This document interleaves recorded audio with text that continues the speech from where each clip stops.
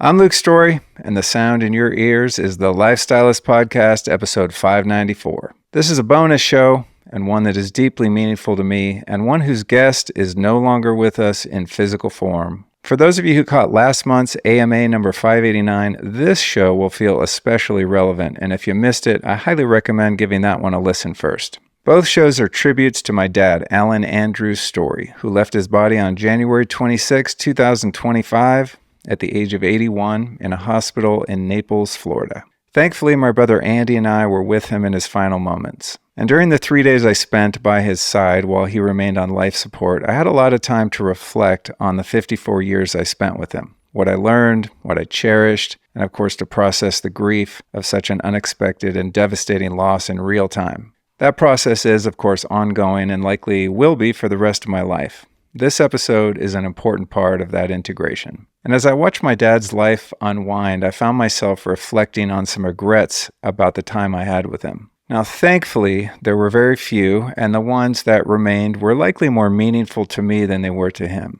But the interview you're about to hear is my way of reconciling the biggest regret I felt, which was not featuring him as a podcast guest while he was alive, as I'd always intended. For various reasons, it just never materialized, despite having nearly 9 years to do it. Of the many lessons I'm learning through this experience, one of the biggest is that the time we assume we have left with our loved ones, especially our elders, is at best a rough estimate. You never truly know when someone's earthly mission will come to an end. So after returning home, I remembered that I'd actually interviewed my dad back in 2018, just 2 years into this podcast. The recording, however, wasn't really meant for the public. It was more of a personal archive, his story, his legacy, a record of who he was and where he came from. At the time, I assumed, rightly so, that when he eventually moved on, those of us who loved him would appreciate the fact that I captured that moment in time. Because that's the thing about our elders. Often they're the only ones who hold the family history that came before them, so I'm really grateful that I had the intuition to preserve that. Now that said, had I recorded a proper podcast episode with him, I definitely would have focused more on his wisdom than his life story. And due to the personal nature of some of the topics we cover in the interview, I did edit out certain segments that could have been offensive or hurtful to those still living. And my intention was, of course, to honor my father, my friend, my hero, without dishonoring anyone else. And while some of his stories and family history might not resonate with listeners who didn't know him personally, I believe that anyone who connects with the themes we often cover on The Lifestylist will find something valuable in what he shared. Much like myself, my dad spent decades dedicated to healing, growth, and transformation. So at its core, this conversation is really about change. His life was truly a testament to the fact that anyone can overcome adversity and eventually remember who they are.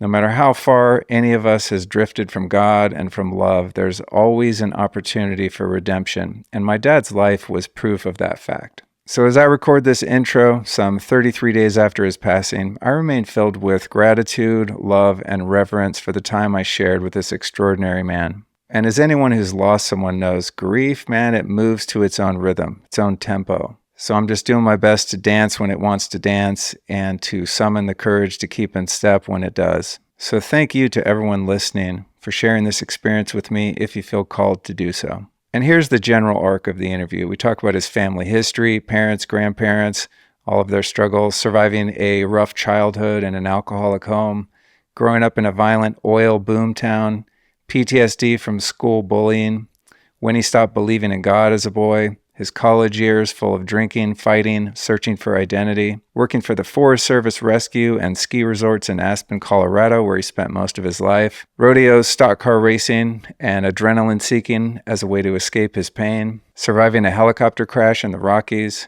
my granddad's near-fatal mountain lion attack, the time we captured a wild bear cub and kept it as a pet, marrying young and the challenges of divorce, losing his best friend in a tragic plane crash, quitting drinking and the self-discovery that followed, sending me off to a cult-like boarding school for troubled youth, his struggles with physical health and how he started biohacking in the 1980s, various therapies and emotional healing practices that assisted him on his path, family tensions, loss, and the importance of making amends. He also offers some timeless and very valuable business and financial advice, and finally, how his healing journey led to finding love again and building a new life.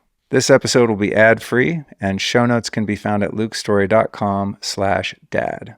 In closing, I hope this one brings comfort to those who have lost a parent and encourages those who haven't to savor the time they have left. So heal the old wounds, right any wrongs, and offer forgiveness while you still can. And even if you don't host a podcast like I do, I highly recommend recording your parents' stories in some capacity so their lives and memories don't die with them. God bless you all, and God bless my dad. I miss you so much, Pop.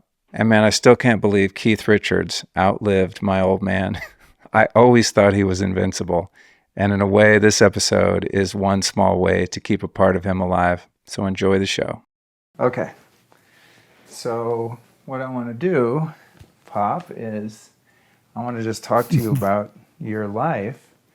And we'll just start out from the beginning of it. So you're born in Chicago, right? Correct. And so your mom and dad, Nana and Paka, or Hank and May respectively, were already living in Colorado, and then he went on a business trip out there, and she was with him, and that's when you happened to pop out?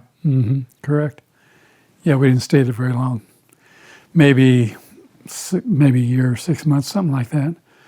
Then they moved back to Greeley eventually. He was working as an electrical engineer in the Army. He was a signal corps in the Army.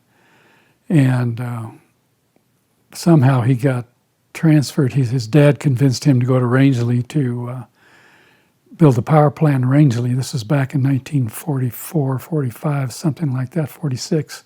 There was no power in that community at that time. And so he moved the family over to Rangeley when I was just a little kid. And none of us kids were born in Rangeley. My two sisters were born in Greeley, and I was born in Chicago, but we spent our entire childhood living in Rangeley, in that area. And who were Hank's parents?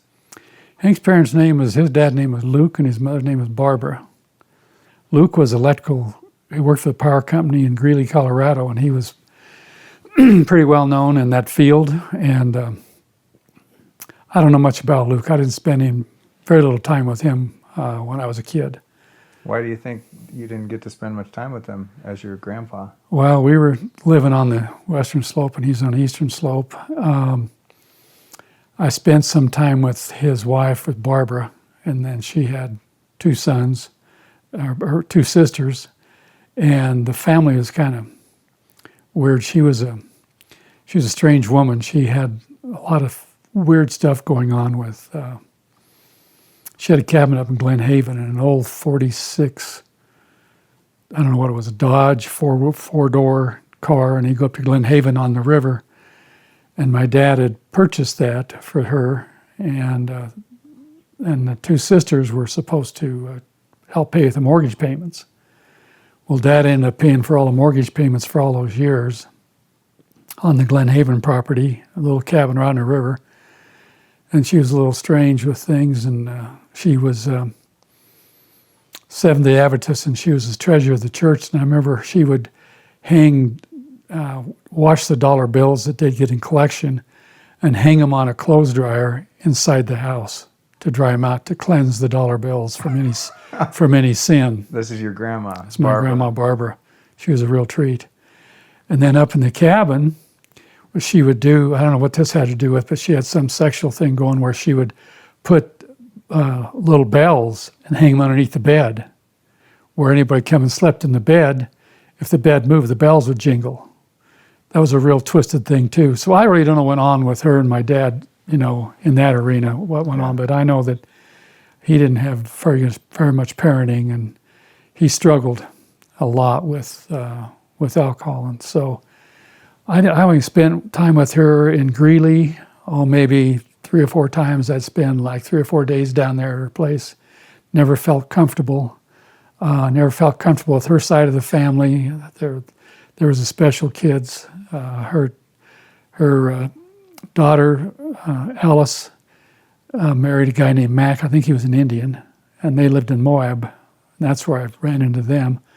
And she had another daughter, and she married a guy, and he had 2 sons, Paul and, Paul was the oldest one. They called him Punky, and then the other one was was, I can't think of his name right now. But the Paul was a special one, and the other one didn't get anything. So it was a weird family situation. We went there on occasion, but it was never a comforting, loving relationship going on there. It was pretty superficial and pretty kind of like because you're related, you need to be together. There was not a whole lot of love there. And my grandma lived to be probably in her early 80s. And the thing I remember most about that situation was when she died, my dad and I went down to the funeral, and that was in Greeley, and I was probably in my 20s at that time, or late teens maybe. And I remember going to the house after the funeral, and his two sisters were there loading up U-Hauls, plundering everything out of the house. And one of them offered my dad a tennis racket. And so they got in a big argument, who's going to get the money out of the sale of the cabin up on out of Glen Haven. And so they didn't want to come to any money. My dad had been paying for it for years and years. They hadn't put a dime in. So he finally made an agreement with him. He says, well, I tell you what, I'll give you the cabin, all the proceeds of the cabin on one condition. And they said, what's the condition? And he says that I never have to see you or hear from you ever again in my life. This is your dad, That's Hank? my dad, Hank, yeah. That was the end of that relationship. I never saw my aunts and uncles again after that date. Never again? Never again. Wow.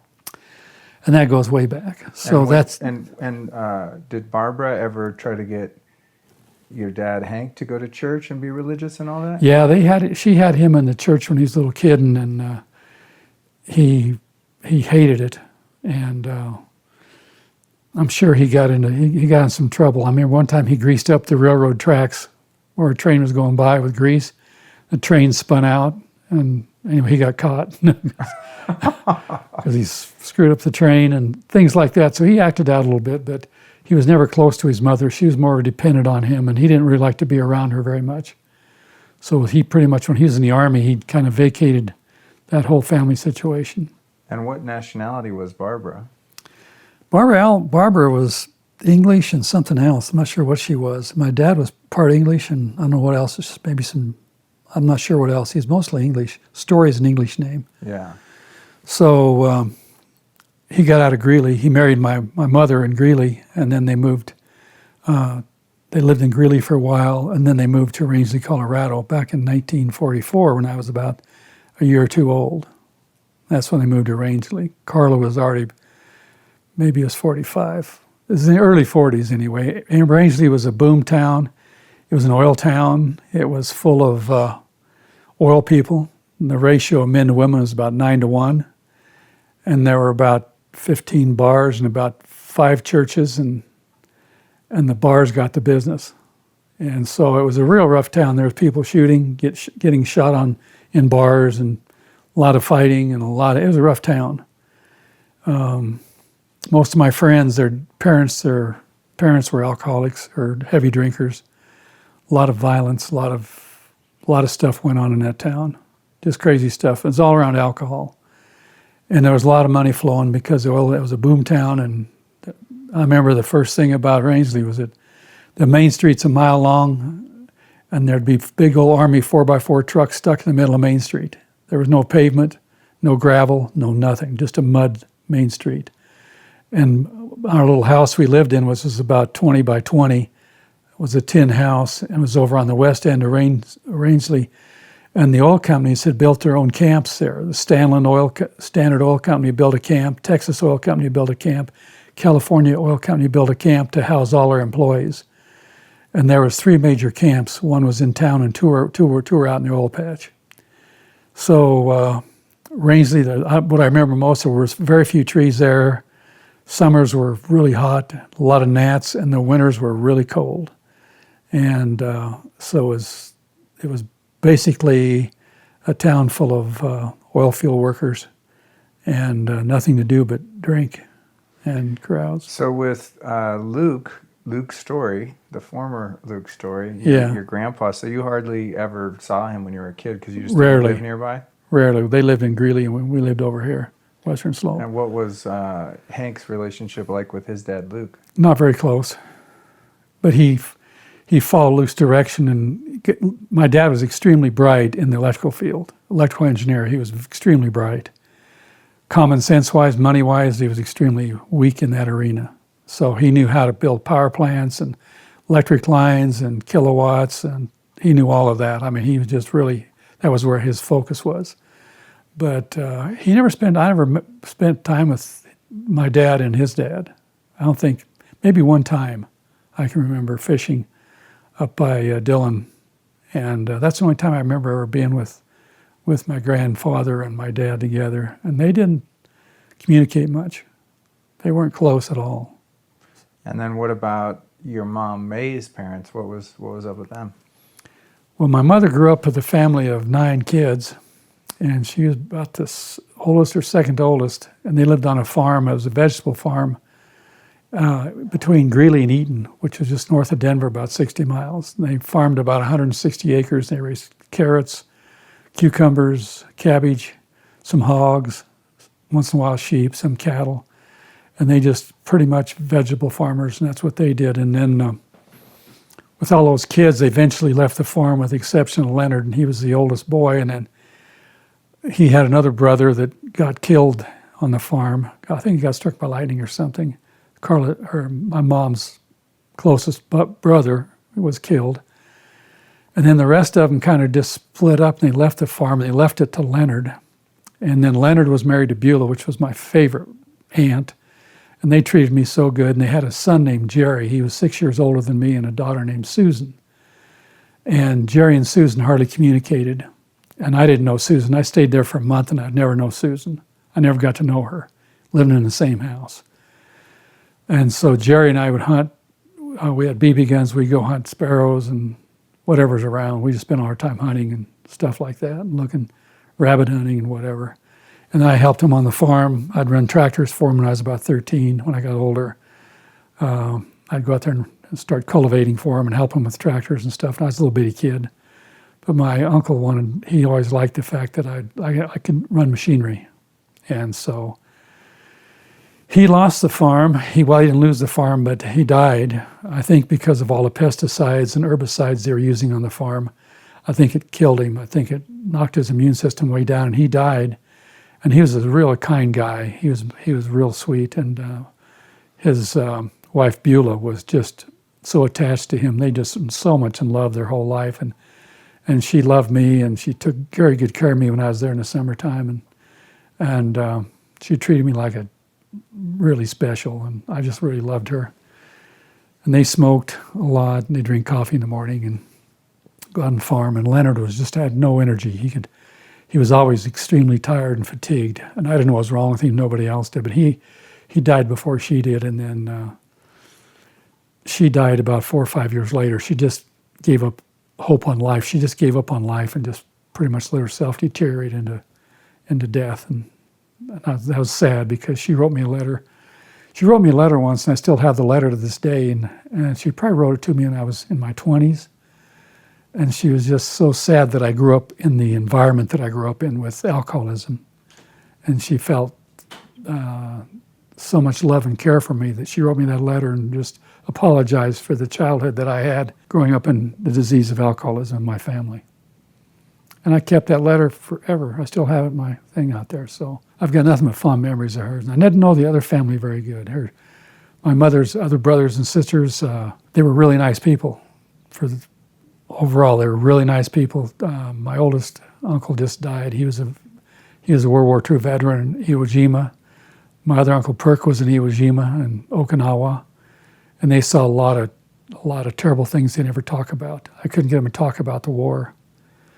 So, and they're all dead now. My whole family is dead on that end. My mom died about 2 years ago, 99. So that family's dead. But there was quite a bit of dysfunction in the family, and there still is today. Nobody in that family talked about alcoholism or drug addiction, even though the offspring now are dying from it.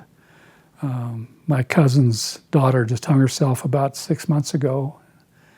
She was in college and hung herself, committed suicide. So But nobody talks about the drinking and alcoholism and stuff that went on in our family. It was this family secret, it still is today. And because I talk about it and I bring it up, they don't like to talk to me about that because I've been through a lot of recovery my whole life, and I'm pretty tuned into what recovery is and what alcoholism is and what drug abuse is. So I'm pretty knowledgeable in that arena, and I've studied it, and I've been in AA for, 10 years. And what about May's parents specifically? Did you spend any time with them, and what were they? Yeah, I knew May's parents, my wife's parents. No, your mom, May. Oh, my mom, May. Nana's parents. Oh, Nana's parents. Her mother was Swede. They were Swedish. She was sweet, real sweet woman, really hard working, taking care of all those kids. She worked really hard. I never knew my granddad. I never saw him around. I had no relationship with him whatsoever. But she was one of the kindest people I've ever known. She was extremely kind. And what was her name? Hulda Carlson. And she's buried. I went to her funeral. I was actually on her bedside when she died. She had pneumonia and she died. And I was there when she died and then went to her funeral and stuff. But my mom is now buried in the same plot as her mother. Where is that? That's in Eaton, Colorado, in the family cemetery outside Eaton. It's called Lucerne. It's where all the farmers are buried. They're buried in this one little cemetery there. It's called Eaton Cemetery. Who else was in the room when Hulda died other than you? My mom was there, and I believe my dad was there. And I'm not sure if my sisters were there. But I remember what it was. I remember it was in Greeley, and I remember that she had the death rattle. The phlegm was going up into her vocal cords and everything, and she just passed away. And we went to the funeral, and I don't remember much about the funeral. I was a little kid then. I was pretty young, probably about 6, 7, 8 years old. Do you remember anything supernatural about the moment that she died? No, I don't. I don't remember much about that. I just remember that she passed, and I remember it was sad, and we all cried. And she was just a sweet woman to me. She was very affectionate to me and very nice. Just always took good care of me and fed me, and just really took good care of me. Have you ever seen another person die in person throughout your life? Yeah. Yeah, I've seen people die. What other people did you see die?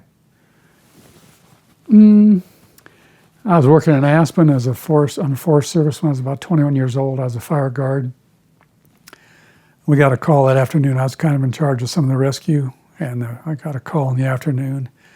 And there was a man that tried to climb South Maroon Peak, and he went up too late in the afternoon, and he started coming down, and he got in too big of a hurry, and he slid down this ice field into a pile of boulders. And actually, he died that night before we got to him the next morning. I spent the whole night on a snowfield on about a 45% grade.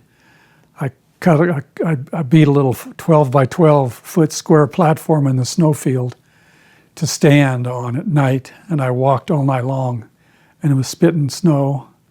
Another guy there was Dave Heater with me. He worked for the Forest Service. He's about my age. I must have been 21, 22 years old.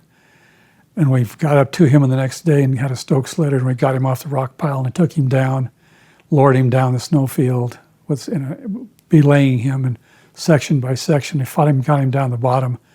We put him over a horse, and I tied his hands and feet to the stirrups, and I put a tarp over him, and I led him out through the campground into an ambulance and a coroner, which took him into town. He didn't actually die when I was there, but about a year later, there was 4 mountain climbers on the backside of Maroon Bells, and I was working for the Forest Service. And I had a toad goat, and Michael Penfield was my district ranger. He asked me if I'd go up Snowmass Creek, it's a wilderness area, on my toad goat and try to help these guys out. He had a SOS call. And I was going up Snowmass Creek on my toad goat, and I saw this big light coming down. It was the middle of the night. And this big light came down. I didn't know what it was. And I looked over there across the creek, and there was a helicopter landed. So I waded the creek and went over there, and he didn't know where he was, so he picked me up, says, "Do you know where the Maroon Bells are?" And I said, "Yeah, Lost Remuda Basin. Yeah, I know exactly where it is." And he says, "We got I'm going to take you up there. So he picked me up in the helicopter, and we flew up there, and we landed on a side hill about 200 yards away from the snowfield. And what had happened, these 4 guys were tied together at the very top, and one of them fell and dragged the rest of them down, and one of them got hooked in a crevice, and he got stuck in a crevice, and the other guys were holding on. They were laying on a steep snowfield, and there was a guy in camp. One of the guys in camp looked up there, and he saw him, and he went up there, and he cut the 3 guys loose from the one guy that was still alive, and they tumbled to their death at the bottom, all tied together. And when I got up there, the helicopter picked up a guy named Bugsy Barnard. He was a doctor in town. He had a bunch of morphine on him, and so I had an ice axe, and I had good hiking boots and stuff. And we started taking that Stokes litter up a little by little up the slope, and we got to the guy, and he was still alive, but he was incoherent, moaning and stuff, and his head was real big, and he'd been beat through rocks. You couldn't recognize him. You had no idea who he really looked like. So we got him in the Stoke liver, and we started taking him down the slope, belaying him like 50 feet at a time. We'd belay him 50 feet at a time with ice axe stuck into the snow, and using that to take the rope around to belay the Stokes litter. And finally, about halfway down, he quit breathing. He just died right there, and that was it. Bugsy said he just died. He'd given him morphine and everything else, but he croaked right there, and then we took him down and got in the helicopter, put him on the helicopter, and they flew him into Aspen. And they flew the other guys into Aspen too. So there was 4 guys that were dead there that they flew into Aspen. And I was on that rescue there, and there's only like 3 of us on the rescue. And Bugsy Barnard and the helicopter pilot and myself, and get those guys down off there. And there's nothing we could do to save them. There was about 1,000-foot drop in vertical feet from the top of there to the bottom, and they rolled and tumbled through rock fields and all kinds of stuff. And we were lucky none of us got hurt, get them down out of there. So those are the ones I remember the most that died.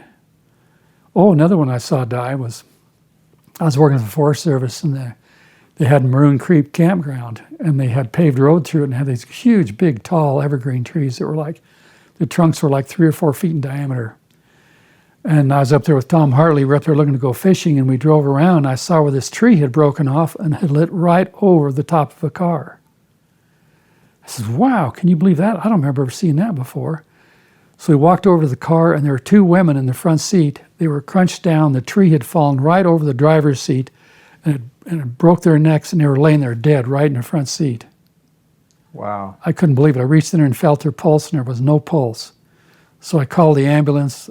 I had a radio at that time. I called the ambulance from Aspen, and it came up there, and the sheriff came up there, and they got him out. And they were dead, of course, and took him down to the coroner's office. But that tree, the wind had come up and just snapped that tree off, and it fell straight down. It couldn't have been more direct hit on top of the cab where they were sleeping, where they were in the cab. They hadn't got out of the car yet to go to the campground. They hadn't even gotten out. Tree just snapped down. Pretty poor timing, just bam, right on top of the cab. That killed them instantly. They were still warm. I mean, we just got there within 30 seconds after that happened. It's pretty amazing. I want to go back to your mom's parents. So Yeah. Hulda, you had a good relationship with her. You were there when she died, and then what about your mom's dad? What was his story? He was really invested in the irrigation company in that area, with bringing irrigation water out of the mountains over to Greeley in that area. He was the head of the irrigation company, and I don't know much about him. I don't know hardly anything about that guy. I don't remember ever seeing him. What was his name? Oh gosh, his name was Charles. Charles Carlson, yeah. And what nationality was he? He was Swedish. Oh, they both were, huh? Yeah. Yeah, they're all Swedes. And did your mom ever relay anything to you about her childhood or how her parents treated her or their relationship? Yeah, she was pretty much had to take care. There were so many kids, she had to take over the mothering a lot of the kids. Had to take care of them. So, and she kind of resented that. She grew up earlier than her time. She was responsible for all those other kids that were smaller. And so she was, busy, stuck in the ranch at the farm out there, taking care of kids and changing diapers and feeding them and doing all that stuff. So she really never had much of a childhood. She finally got away and went up to Yellowstone National Park and worked one summer, and she had freedom. And she went up with my Aunt Alice, and they were up there. They changed beds, and they did all kinds of stuff there for the resort. And that was really a fun time for her. She got away from the family and got up there and got on her own. And then when you were a kid living in Rangeley, what was it like with your parents? Well, they both worked a lot. My dad was pretty much non-existent most of the time. Occasionally we get together, but most of the time, Mom worked too. They had an office in town where they sold electrical appliances and things like that. And they had my dad's construction. Well, first of all, I first went to Rangeley. Dad worked the power company. But our first little house was next to the Mormon church, and it was probably about a 20 by 20 tin building. We all crammed into that one, and we lived there for a little while. We lived in Leach Apartments, which was about 2 blocks from there. We lived in apartments later on. Then we went down and moved across the river into a house down there next to the power plant where we stayed for a couple of years while building the power plant. And we lived in that house there, and that was away from nowhere. That was next to the river. And then from then, we moved from there out. My dad bought a ranch 3 miles out of town below the cemetery, 360 acres. And then we moved out there when I was probably 11 or something like that, 10 or 11. But most of my time was right around and living in different parts of the town and the community. And we all lived in that. And do you remember, was your dad's drinking apparent to you as an issue when you were a kid? Yeah. Was he running around drunk and not coming home and all that kind of stuff? Well, it was just a lot. He drank a lot. He drank every day when he came home. What I remember, he always said, hear the ice tinkling in the glass. So he was drinking. And I remember later on, his alcoholism worsened. They had a rodeo in town, and he was this treasure, and he was driving home from the rodeo, and he came down our hill, and he ran over a cattle guard and rolled the vehicle. He was drunk and threw all the shit out of the vehicle and money and everything, and he ended up in the hospital. And so he had some pretty good drinking episodes. I remember him coming home from getting in a fight in town with a guy that owned a Chevrolet dealership. He was all bloody, and so it was just one of those things. And they'd go in town to the headquarters and drink and party and smoke, and that was there. And us kids would be by ourselves a lot. We'd be by ourselves, and they'd be doing stuff. That's what I remember. And then I'd come home drunk. There'd be a lot of screaming and fighting, and my mom would be screaming and glass breaking and just a lot of that. So I remember most of my life growing up. What I really know now today is I had no boundaries. I did whatever I wanted to do because there's nobody around. I mean, they were pretty much vacated. Jula, in my opinion, was a lost child. I was a hero. I could do no wrong. And Carla, she was a scapegoat. She couldn't do anything right. So we had that family dynamics going on my whole childhood. And living out there in the ranch was really lonely because I was a long ways away from any kids to play with. So that's where I learned how to hunt and fish. I had a mentor.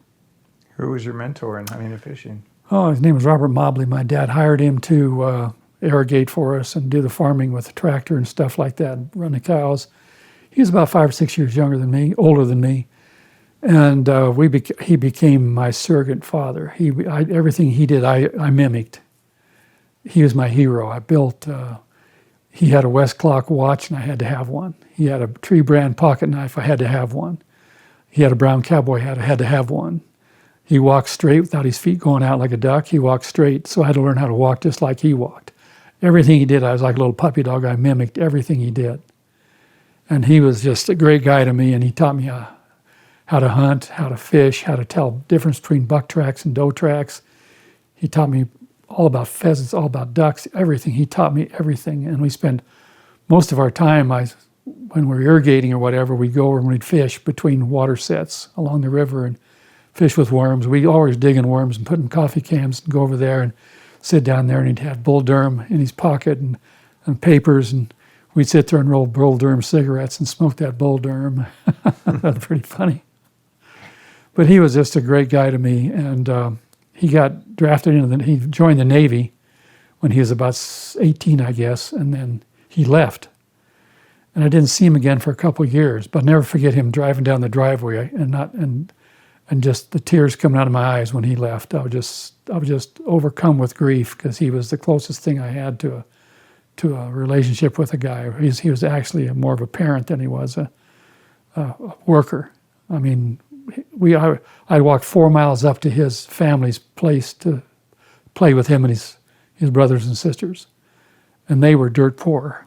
They had lived in a shack. They had one big coal stove in the middle of the house, just a piece of garbage house, and they were so poor they ate chicken feet. They'd boil chicken feet and eat chicken feet. And I had a hard time eating chicken feet. And they raised their own chickens. They cut their heads off out there like they did. You don't see that happen today. And then chickens would go around in circles and fall over and croak. Then they'd dress the chickens out, and we'd eat those fresh chickens. We'd eat the eggs. About everything they had was homegrown. They had their own garden. So everything they did was self-maintenance type of living, and they were very, very poor. And she was a sweet woman. She was really overweight, probably weighed 300 pounds. And her husband was named Dave, and he probably weighed 150. But they were so kind to me all the time. And I would walk 4 miles each way just to go visit them. Each way, 4 miles a day to go visit them. And I learned how to walk real fast. And so is he the one that he taught you how to fish, and did he teach you how to use firearms for hunting and how to load guns and shoot them? And yeah, I had to have a 22 just like he had. He had a Mossberg 22 to hold 18 shells, a little scope on it. My dad bought me one. My dad was real good about buying me stuff. He wasn't good about spending time with me, but he was real good about buying me stuff like a gun. He knew I loved to hunt. And but Robert taught me how to hunt. He taught me everything about rabbits and things like that. We hunted a lot. I killed a lot of rabbits, and hunting was my thing, and fishing. Did you ever, when you were a kid and you started killing your first animals, you were shooting rabbits and stuff, did you ever feel a sense of guilt or feel sorry for them or anything like that the animals had died at your hand? No. They were meat to me. Just we ate rabbits. Just kill a rabbit, you eat a rabbit. So there was no moral implication to you because it was just normal life where you lived. That's ranch life. You eat what's there. You eat your own livestock. You eat your own chicken eggs. Whatever. People kill their own chickens, eat their own chickens. That was how it was. But it was rural America. Did you ever it didn't gross you out cleaning a rabbit and seeing all the blood and guts and any of that? Seeing my own blood and guts would gross me out. And then what was it like when you were in school? Because you were real small, you didn't hit your growth spurt until your late teens. What was? Oh, that was awful for me. First 4 or 5 years of school weren't bad. Then after everybody else grew and I didn't, I was 76 pounds as a junior in high school. I wrestled 76 pounds, and I was bullied a lot, and I was ridiculed for being skinny and scrawny. That's all I ever heard, and I was afraid. I had the temperament of. I was real sensitive little kid. I loved everybody. I didn't want to hurt anybody. When anybody hurt me, I just loved everybody. I loved people, loved kids. And then as time went on, I got bullied and ridiculed, and over a period of time, I wouldn't sleep at night because I was afraid to go to school because I'd get bullied. And then I was afraid to go home because my home life was so radical, I was afraid to go to bed at night. So I lived in constant fear of going to school and coming home. So when I get home at night after school, I would take my gun, I'd go hunting, because I never knew what shape my dad was going to be in when he got home. If he's going to be in the booze or mean or whatever, I never knew what to expect. So yeah, I had, I'm not going to go into detail, but I was sexually abused, emotionally abused, and physically abused as a child. And I'd go home and I'd pray at night that I'd grow. And I said, if I grow, nobody's ever going to hurt me again. And I'd pray and I'd pray and I'd pray and I'd pray. And there was 2 bullies, and this was interesting because there was 2 bullies that bullied me in my school. And they'd bully me almost every day, and I'd avoid them like a plague, but they'd get me and they'd hold me down. I couldn't breathe. There'd be 2 of them on top of me. And I just started to hate them, and then I started praying that they'd get killed. I said, God, you take these guys and kill them. Would you kill them, God? I used to pray to God that they'd die. And when we left the ranch and moved to Denver when I was a junior in high school, I was down there in Lakewood, which I hated too. One of them got killed on the highway. Got run over. He had an accident, a car ran over him, killed him. And I went to his funeral, and I thought, man, I'm really powerful. That prayer really works. I was pretty much into prayer by that time. And so I got to Lakewood, my first day off the bus, school bus. I didn't know anybody in town. But I'll stick with Rangeley a little bit. Rangeley, I had a sense of community there because I knew a lot of the kids in school, and I had a lot of friends. But there was always 2 or 3 that were picking on me, and the rest of them I was pretty close to. I had some pretty close friends. Ironically, they all came from alcoholic families. So I blended in, and I'd stay at their house, and and I knew when it was time to leave because their dad had come home drunk or whatever. So basically, most of my friends were afflicted by the disease of alcoholism, and they still are today, the ones that are still alive. A lot of them died. I had classmates die from alcoholism still in high school, and they died of it. I had kids. What about the saltine cracker defense? Oh, the saltine cracker defense was a good one. Right home on a school bus, and these skinny kids were little kids. There's a whole family of them, and they tease me and call me skinny, scrawny, runt, and stork, and all these names. And finally, I was eating these saltine crackers. I had a whole mouthful one day, and they were bugging me and sitting behind me. I just turned around. I spit that whole mouthful of crackers on them and stuck on their face all over their face. Oh God, that was pretty funny. It was time for me to get off the bus. Of course, I didn't stay on the bus. But I got off the bus, and I thought, as I stood up for myself, I was pretty good there. But I was so little, I had no any inner feelings of security or anything like that. I developed where I became afraid of other people, afraid to travel in a sports bus to another town. I was afraid. I developed this kind of real fear of people, the kids especially, that they're going to beat up on me or tease me or ridicule me. So I became kind of a loner, and. One of my friends got shot in front of the Ace High Club. They never did find out, nobody ever admitted to killing him, but he was a year older than I was. So that town was, and then another guy got killed in the Owl Creek Club. I started drinking at 12 and started smoking driftwood and coffee grounds and roll-your-owns. I wanted to grow up. I wanted to get big. And I didn't know what to do, and that's what I started getting into that and drinking at 12 and drank all the way through junior high and high school and smoking and drinking. And I just wanted to get big. And I'll never forget, when I was in 7th grade, I went to Hayden to a wrestling tournament. And I wrestled 76 pounds, and I won the tournament at that weight. And my dad was real proud of me. And then that's about the only time I remember him really being proud. No, 2 times he was proud of me. I was 13 years old, and he took me to a trap shoot, a town trap shoot where you shot clay pigeons up Dragon, and I was like 13 years old shooting a big, heavy semi-automatic shotgun, 12 gauge, and I won a turkey. I was such a good shot, I won a turkey. I beat a lot of guys that were in their 40s and 30s, 40s, and 50s, and I won a turkey at 13, and he was proud of me then. But most of the time, he was just non-existent. He wasn't there in my memory. He'd be at home, and sometimes we'd be in the bed, and he'd play with me a little bit. But most of the time, he was pretty much working all the time. And my mom was doing the best she could with what she had, dealing with all that. So she got into prescription drugs real early in life. And then I became enmeshed with her at about 12 years old. And then that's when all that enmeshment started in my life, when I felt responsible for her for my whole life. Kind of messed me up in relationships later on.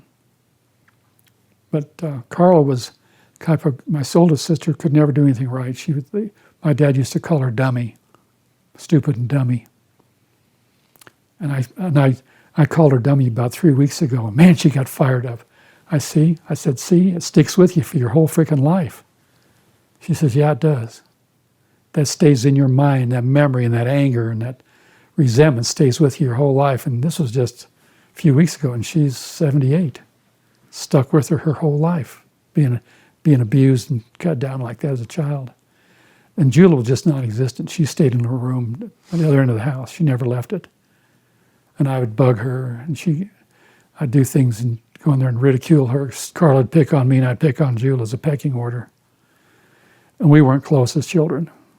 I mean, Carla had her girlfriends, I had my friends, and Julia had her friends. We didn't do anything together like families do. That's kind of what it was. Rough town, rough era. And then when did you grow? Actually, I didn't grow till I got in college.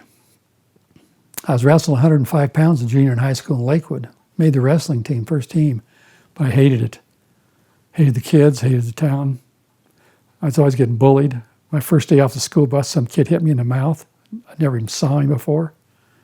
I mean, I was getting abused from the time I was a little kid till the time I got till I was in college. I started growing. I started growing when I was 21. I was, 18. No, I was 18. Yeah, 18 years old. I went to Fort Lewis A&M. I graduated out of Lakewood.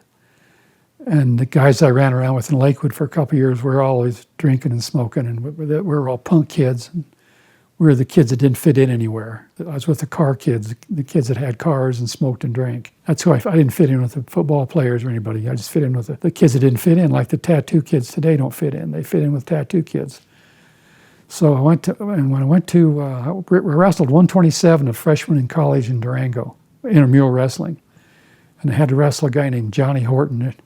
Everybody's betting 10-1 that he was going to kick my ass. And I was scared to wrestle because he had such a reputation. And I wrestled him and I pinned him in less than 2 minutes. And that was it. Then nobody bugged me a whole lot after that. Then I started growing. And then when I started growing, by the time I got to my third college, I was growing. I was working out 3 hours a day, lifting weights 3 days a week. I weighed about 170, and I was solid as a rock, and fighting a lot then. And had I didn't have one chip on my shoulder. I had 2 chips, one for each shoulder, and I didn't take anything. And that was really bad time in my life. Why'd you go to 3 colleges? Well, I flunked out of the first one. And then I worked for 6 months laying drain tile and sewer for Tom Hartley's dad behind a backhoe with a shovel all day long in the winter with the snow blowing off into the ditch. And I said, college wasn't so bad. I wised up. Then I went to Northeastern Junior College, and they accepted me, and I got a 3.2 the first quarter. That's between a B and an A average. I studied a little bit. So then I kept that grade point up pretty much through college. I could stay in college was my freedom. I was free in college just to be who I was. And what did you study? Business, women, more women than business, partying. My whole life was kind of focused around having fun and just getting good enough grades to When get you were by. in college and you're running around with the outcasts and the kids that were into hot rods and stuff like that, what kind of music? Were you ever into music? Were you listening to 50s rock and roll? Oh, yeah. Elvis Presley stuff, we listened to a lot of that. That was a favorite music, Elvis Presley. Let's see who else. Well, it's been so long ago.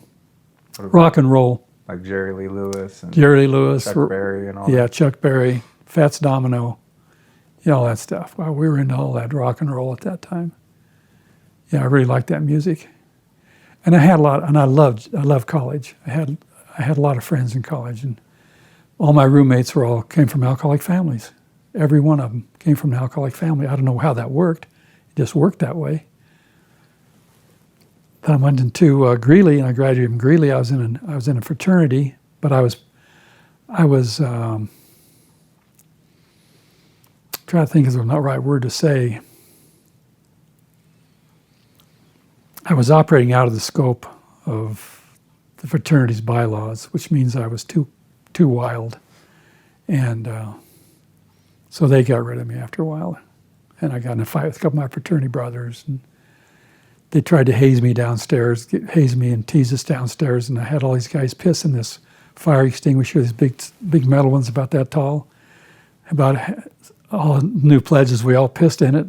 I pumped it up when they came down to hazes. I just closed them down. Oh, man, I've never heard that story. No, there's a few stories like that. Oh, that's a good one. Wow. Yeah, they didn't like that a whole lot. They didn't come down the stairs either. Wow. So anyway, I was just a little out of bounds for fraternity life, for that fraternity. And then when you left school, how long did it take for you to move up to Aspen? That next summer. Yeah. I worked up there, and I was self-employed. Fred Hull and I went up there, and we started doing yard work, the two of us. And we worked for like $8 an hour or something. We worked every day. We had people all over town wanting us because we were such hard workers. Then I got a job for the Forest Service as a fire guard, and I lived with a woman, a school teacher downstairs in the basement named Wava Turner. And that's when I worked for the Forest Service, when I was living with her, renting her basement out. And Aspen at that time it had dirt streets, hardly any people there. Real estate was cheap. I mean, it was just beginning. It was just the start of the boom, of the skiing boom. I really loved Aspen. I loved the mountains. I loved the fishing and the hunting, and all my spare time up in the hills. Just loved it. Had a lot of fun. A lot of excitement. And then when did you start working for the ski resort? First winter up there, I started running a ski lift. First winter up there, I went to work for the Aspen ski friends. The friends I worked for in the summer found me a job running a lift that winter. So I came back and I made 1 quarter of college, and I came back up there for the winter to run a ski lift. And they asked me if I could ski, and I said, sure. I had the skis, said slalom and bear trap bindings, and I went up to rode the lift up halfway, and the lift operator supervisor says, ski down to the bottom of 8, start the lift. He taught me how to do that. But an hour later, the lift still wasn't running. I'd go 50 feet and fall, blow up, all my gear would be off, put my stuff on, go another 100 yards, fall. And finally, he skied down beside me. He says, I thought you said you could ski. Well, I never told you how good I could ski. So I finally got down there and ran the lift. It took me 2 hours to get down to the bottom of the lift. I was soaking wet. Oh my God, never forget that. But I eventually learned how to ski. I did that for two winters, worked for the Forest Service 2 summers. I loved that Forest Service work, but I realized then that there was no future in the Forest Service because it was based on tenure, how many days you worked, how many years you had in, what your pay scale would be. And I had a lot of, what I had was a lot of ambition to make something of myself. My self-esteem was so low growing up that what I went into was extreme approval seeking by having to outwork everybody or outfish everybody, outhike everybody. So I had this image that I had to, outfight, outhike, out whatever it was to make myself feel better inside. But I was always pushing the edge on everything I did, overdoing it, outwalk a horse, whatever it was. I just set my mind to it. And after the Forest Service, I realized I couldn't get anywhere outside of a GS8, and I didn't want to based on how many days I had. I wanted it based on how good I did.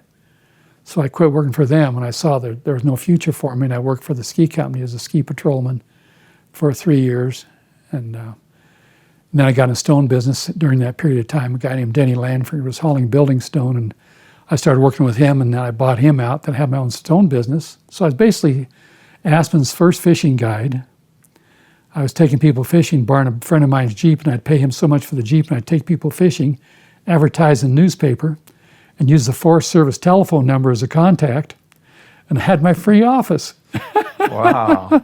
So people call up looking for me to take them fishing. After a while, it took them a year to catch on. But they finally got on and said, you can't keep using this for your office. I'm taking people fishing. So you were an outfitter. Yeah, I started taking people fishing, making money. And then before we move on from your early days working on, working the chairlifts, tell us about the surprise you sent up the lift for your buddy. That one I told you about? Yeah. I was always looking for some humor. Always looking for something to laugh about. So I was working at the bottom of chairlift number 6, which goes up about 1,000 vertical feet. So you got a lift operator at the bottom, you got a lift operator at the top to help people off, and you got a guy at the bottom helping people on. It was so freaking boring down there, just like, oh, God, what time is it? So anyway, you had an outdoor toilet for people to use. It was the middle of January, and I opened the top of that toilet up, and there's about a 4-foot stalagmite of shit and toilet paper, frozen. So I had an axe inside the lift shack, and I went in there and chopped it off. And I put it in a wood box, and I set it on chair number 23, and I ringed up Steve, the guy up on top, said, hey, Steve, I'm sending you a gift on 23. So anyway, I wait, and pretty soon he says, what was that? He pulled the box up, and he dropped the box. I laughed so hard, I about died. That was so funny. But that was humorous, and to this day, I'll never forget that. Was one of the funniest things I did up there.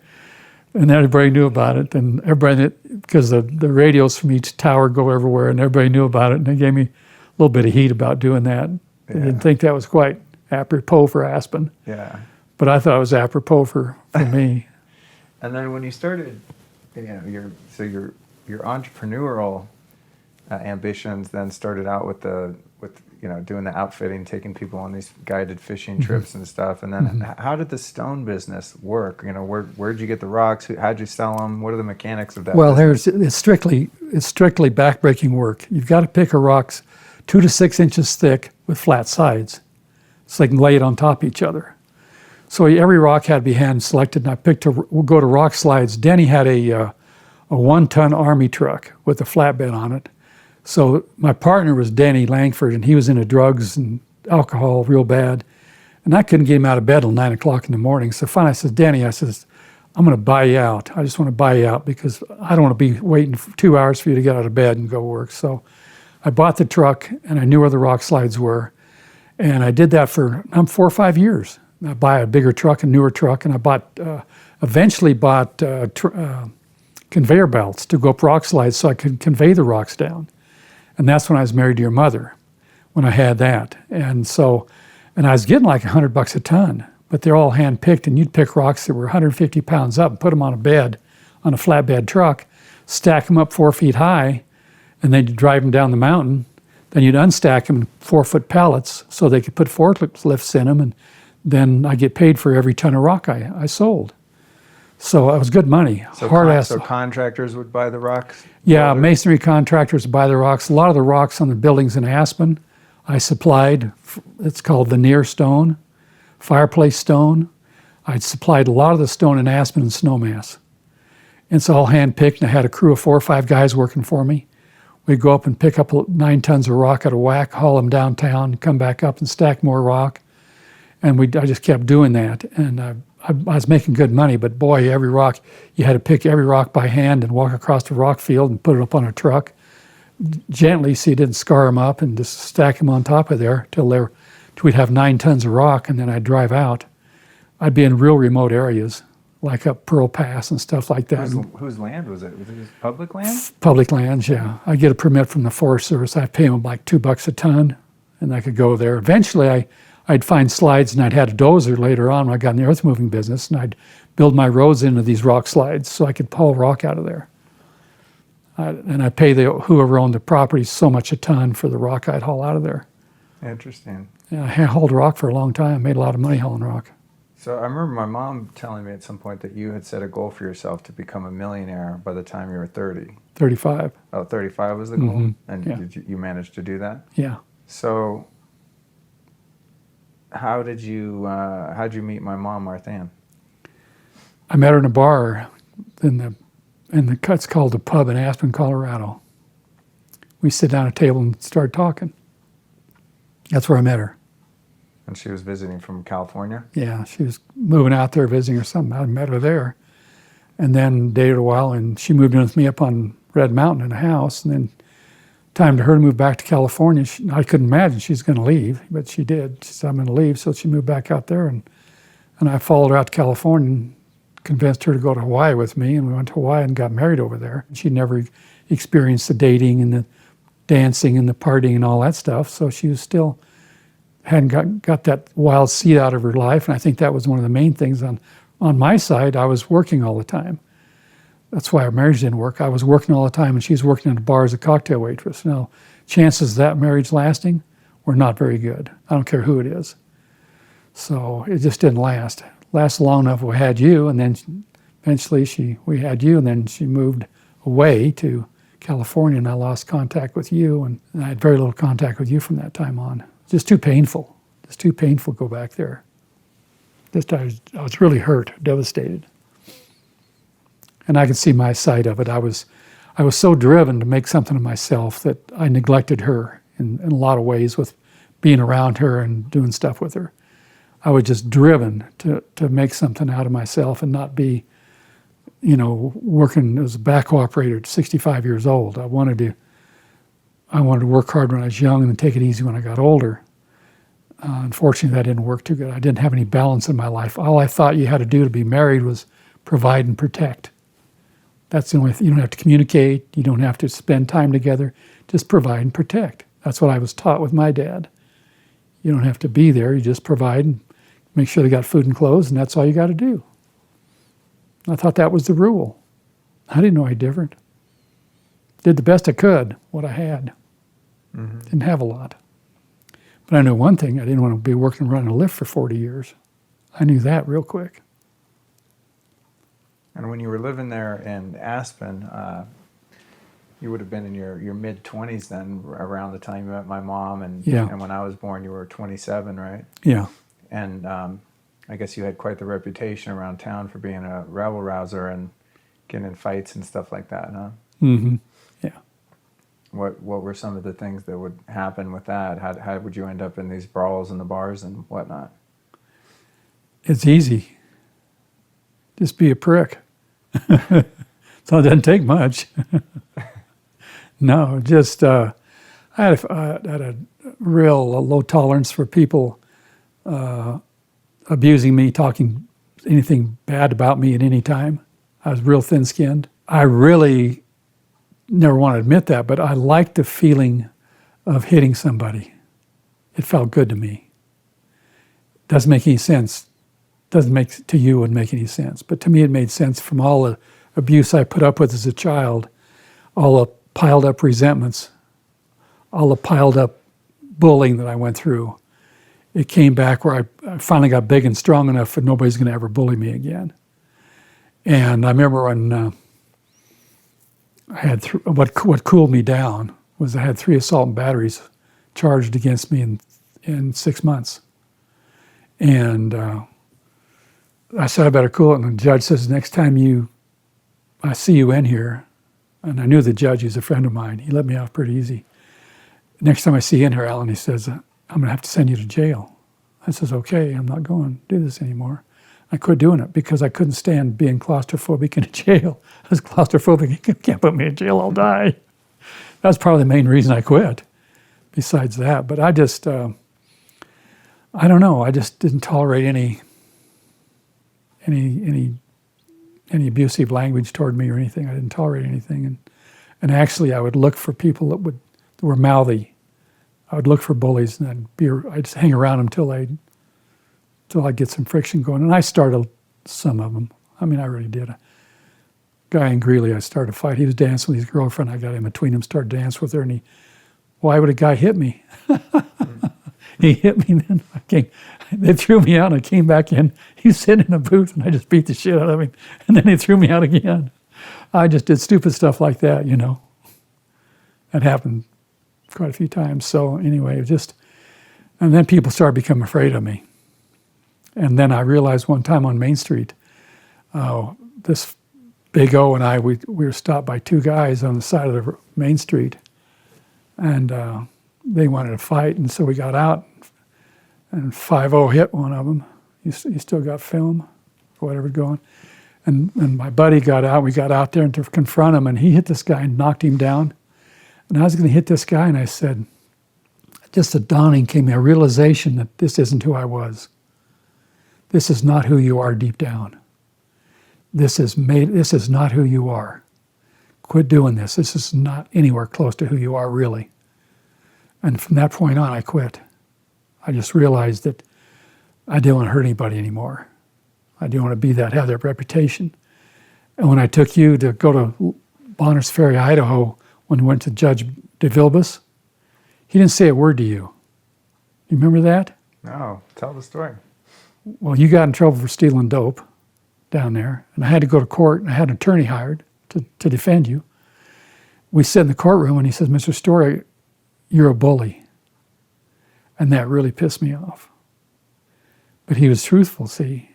I didn't know that that's who I'd become. I had become who I hated as a child. I had become that personality. And my mind was going, where can I catch him in an alley and hammer him? That's where it went. He didn't say one word to you, but it had everything that I could remember from that was because I wasn't because I was a troublemaker. And so he just said, you have a choice with Luke. You can either send him to Reformatory or to send to Bonners Ferry, Idaho.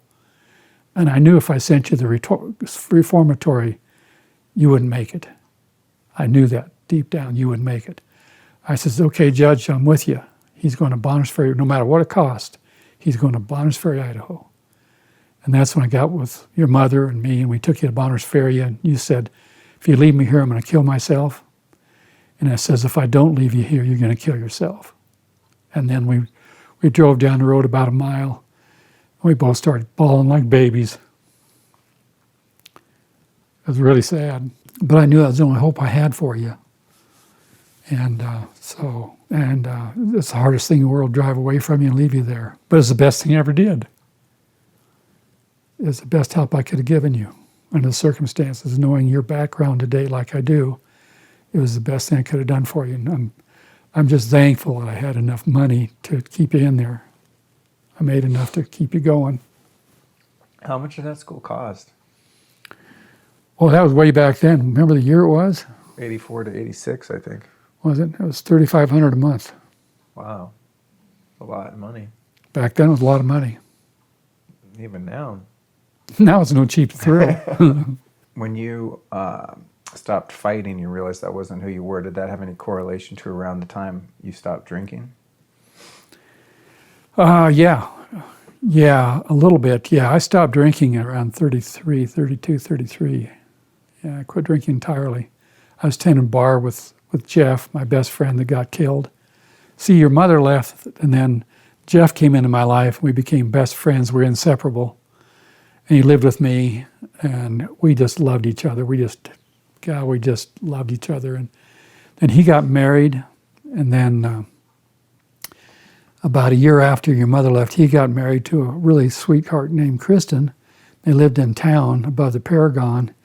And then he was in a glider one day with Dave Topol, who owned a bar there, and the wing came off the glider and spun into the earth and hit right in on the river in Aspen and killed them both instantly. They flew into the river? Yeah, without a wing, you don't fly very good. You just spiral. And then they killed them both instantly. And that devastated me even worse. I hadn't healed up from the loss of your mother, hadn't even come close to healing up from that. And then my best friend gets killed. And then another close friend of mine gets killed about 6 months later in a plane wreck, Joel Finley. I had 3 huge losses right there in 3 years. And I never bounced back. I just dove deeper into work. Didn't know how to deal with the feelings and the grief. When you quit drinking around that time, was it difficult? Did you have cravings? Did you try and then slip up and go drink? Or No, it just quit working for me. Wouldn't give me a lift. Wouldn't take the pain away anymore. Quit working no matter what I tried. And I tried everything. I was tended bar. Whatever's back there, I tried. And then what really tipped me over was we moved in. I built a new house down at Amends, about 13 acres, built a new house down there. And I had them spray for bugs, chemicals under the floor. And I had all new paint, all new carpeting, all the outgassing. I got extremely sick. I got chronic fatigue so bad I had brain fog so bad I couldn't even hardly think or talk. And I was extremely sick. So then I started my search for doctors to find what was wrong with me. And I went everywhere in the world. I went to H2O2 IVs in Mexico. I went to hyperbaric oxygen chambers in Florida. Went to hyperbaric oxygen chamber in Phoenix. I went to Ecuador. I went to Canada. I went to about 20 other doctors throughout the United States. Couldn't figure out what was wrong with me. I was so sick. But I know what it is today. Finally, after all these years, I know what it is. I went to the Environmental Health Center in Dallas, Texas for a month and read all about healthy living, healthy environment, healthy households and stuff. I read for 3 weeks, educated myself. I went and detoxed every day for a month in their saunas, took their protocols for every day for a month, and I didn't get much better. And I still had brain fog, and I still could hardly think. And I was sick for so many years. I didn't know what it was. I thought the trick was I thought it must be my marriage must be bad. So only to save my life, I got out of the marriage, but nothing changed. I was still sick. So that didn't heal it. So something was definitely wrong with me. I just couldn't find out what the answer was. Today I know, but back then I didn't. I tried every supplement. I read every health food book. I read every kind of book known to man for self-help. I read everything. I took those books to the bookstore about 2 years ago. They filled up half my pickup. All the books I'd bought trying to get well, thinking I could read my way through it. None of that worked. What about the helicopter crash you were in? Well, I'd started a snowcat business with Howard Wagner back in the late 70s, early 80s. And I ran tours. I was a ski patrolman on Snowmass for 3 years. And then I started guiding deep powder tours on Aspen Mountain as the guide. I did that for several years. Then a Texas company came up. Then I got Howard and I bought my earth moving partner before I bought him out. We bought some snowcats to run powder tours back in Lanedo and back up Woody Creek. So we did that for a year. And I bought dynamite. And I had all my ski patrol stuff. I knew first aid, and I had all that down. So I guided and carried the dynamite back in the snowcats, and I'd blow up places before we skied them. And I did that. That was fun. I did that for a whole winter, and I really liked that. And then after that, Howard and I split up, and he wanted that snowcat business, and I didn't want any part of it because we lost $7,000 that winter. So I took the stone business, he got that, and I got the earth moving business. There was a helicopter outfit out of Texas that flew in, and they wanted me to show them where to ski, where they could do a helicopter skiing business. So I went in the helicopter with 2 other guys and the pilot and myself. And we flew off on this, it was a piston-driven helicopter, and we flew off up in the Pearl Basin, which is just south of Aspen, about 20 miles. And the helicopter couldn't climb over 11,000 feet. It started hovering. It couldn't gain any more altitude. So the pilot pulled it around, took us back to a knife blade ridge right above Ashcroft by, what's the name of that creek? Express Creek. And there was a real skinny ridge there, and he tried to set it down, and he couldn't set it down. If he set it down, he couldn't take it off again. So he took off. When he took off on the downwind side. There's no air on the downwind side because the wind hits the mountain, shoots the air up. There's an airfoil there. So the engine blew up. And we went down about 1,000 feet and crashed in the timber in about 4 or 5 foot of snow. We ended up being on our side, and the propeller was up in a tree, and the guys are in the back, and I hear that fuel hitting the manifold going pss, pss, pss, that this thing's going to blow up or burn. And the pilot was laying on me. I had my cowboy hat on and my big yellow ski parka and my hunting boots. I went prepared with long underwear. I was prepared to be there and had matches and stuff. But we lit there, and then everybody was shook up and freaked out and going through all of the trauma of that. So I started walking down the canyon, and the snow's up to my waist. I went about 100 yards, and I said, I'll never make it. It was 3 o'clock in the afternoon. So I walked back up through my tracks, and I sat down. I got to think this thing out, and I thought for about 10 minutes. And I said, "Now, how are we going to get out of here? Because we stay here, we're going to freeze, and these guys are hurt, and my shoulder's hurt, and I'm not good. And I'm pretty well beat up." And so I said, "Well, if I go back up over the top, and get to the windward side of the mountain, where there's no snow, I can make it down and make it to the toke lot and get some help." So I told those guys who were with me, I says, "You just follow my tracks and don't get out of my tracks, and I'll take you guys and I'll show you a way out of here." So I beat my way up through the deep snow, got up to the top of the crest of that hill, went down the other side, got to where the wind had blown all the snow off the rocks, lost 500 foot of elevation just on the rocks. Then between the 2 rocks, there'd be a little chute. I'd lay on my back, pull my parka over my head, and kick with my feet and kick my way down the snowfield.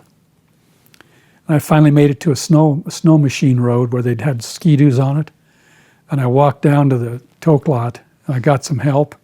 Snow machines, and they went up there just as the guys were coming out. The snow machines arrived, took them to the hospital, took us all to the hospital. And that was a hair-raising experience. So nobody died though, huh? No, not to my knowledge. It never made the paper. Huh. Years later, I had Betty Pfister call me and says, "Were you in a helicopter wreck up Express Creek?" And I says, "Yeah." you know where it was? And I said, yes, I do. She says, well, we got people bringing parts off of that, bringing helicopter parts down off that mountain. Wow. I said, yeah, they never made the paper. Wow. I know how it went under screen, but nobody ever found out about it. Interesting. Pretty weird. So you're living in Colorado in there. My mom takes me out to California. Yeah. And then, so you would pretty much just see me in the summers then and sometimes on holidays and stuff. Mm-hmm. And what was that like for you trying to understand how to parent me when I would come visit and things like that? Really, I didn't know what to do. Didn't know what to do. See, I still had so many feelings for your mother that every time I'd see you, it'd bring up feelings for your mother and you both. You know, I was really emotionally torn up. And, I mean, it was just like, I was 100% invested in it. And to lose that and to lose you and have her move back was a huge loss for me, huge loss. It's like how I looked at it at the time. It's like you lined my whole family up against a wall and you shot them all. That's how I felt. I had kind of had a death wish. That's why I started rodeo and racing sports stock cars. I didn't care if I lived or died. I really didn't have much point in living. I really didn't see it. So I started doing all these extreme sports. What was the first thing you started doing in rodeos? Riding bareback horses. So they sit you on a horse, you grab the horse by the mane, they No, open you gotta handle or you hang on to. And it's an 8-second ride, and you gotta spur the horse out on the withers when he comes out. You gotta have your feet in the right place, and the horse bucks. And if you stay on eight seconds, they score you based on your performance. And I was too big to ride bucking horses. I was just too big of a guy. Guys that they're good in rough stock riding are generally 5'6", weigh 150 pounds. So I wasn't good at that. Then I got into team roping, and I did that for 15 years solid. I was pretty good at team roping. And then what about the stock car racing? What was up with that? Stock car race is another way that I could just burn off adrenaline and just burn up stuff. And I was just another way of approval seeking so I could be worth something. If I'm really good at that, I'll be worth something. Because when your mother left me, I didn't think I was worth anything.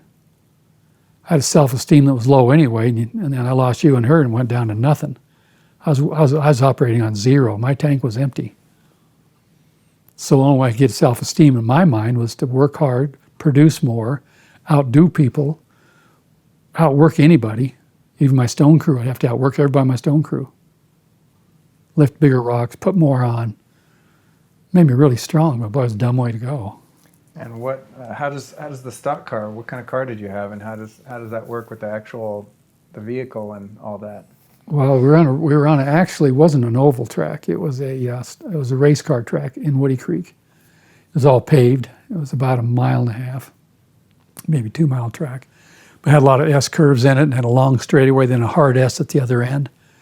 And so you'd be graded on the car you had and the size of the engine you had and stuff like that. There'd be different classes. So there's a super fast, a fast, and then another class. I always raced in the fast class. And I won trophies and stuff like that. But I liked it because it was thrilling and exciting. And we'd go into town and then we'd go party after the race. It was a big deal. What kind of car did you have? 70 Dodge Challenger with a 440 cubic inch engine and a 4-speed. And it didn't weigh much. It was totally gutted out of everything. It had a seat, it had a roll bar, and a shell. It didn't weigh anything. And I put big slicks on the back. I put racing tires on the front, put steel brakes on it so ordinary brakes won't hold a car back.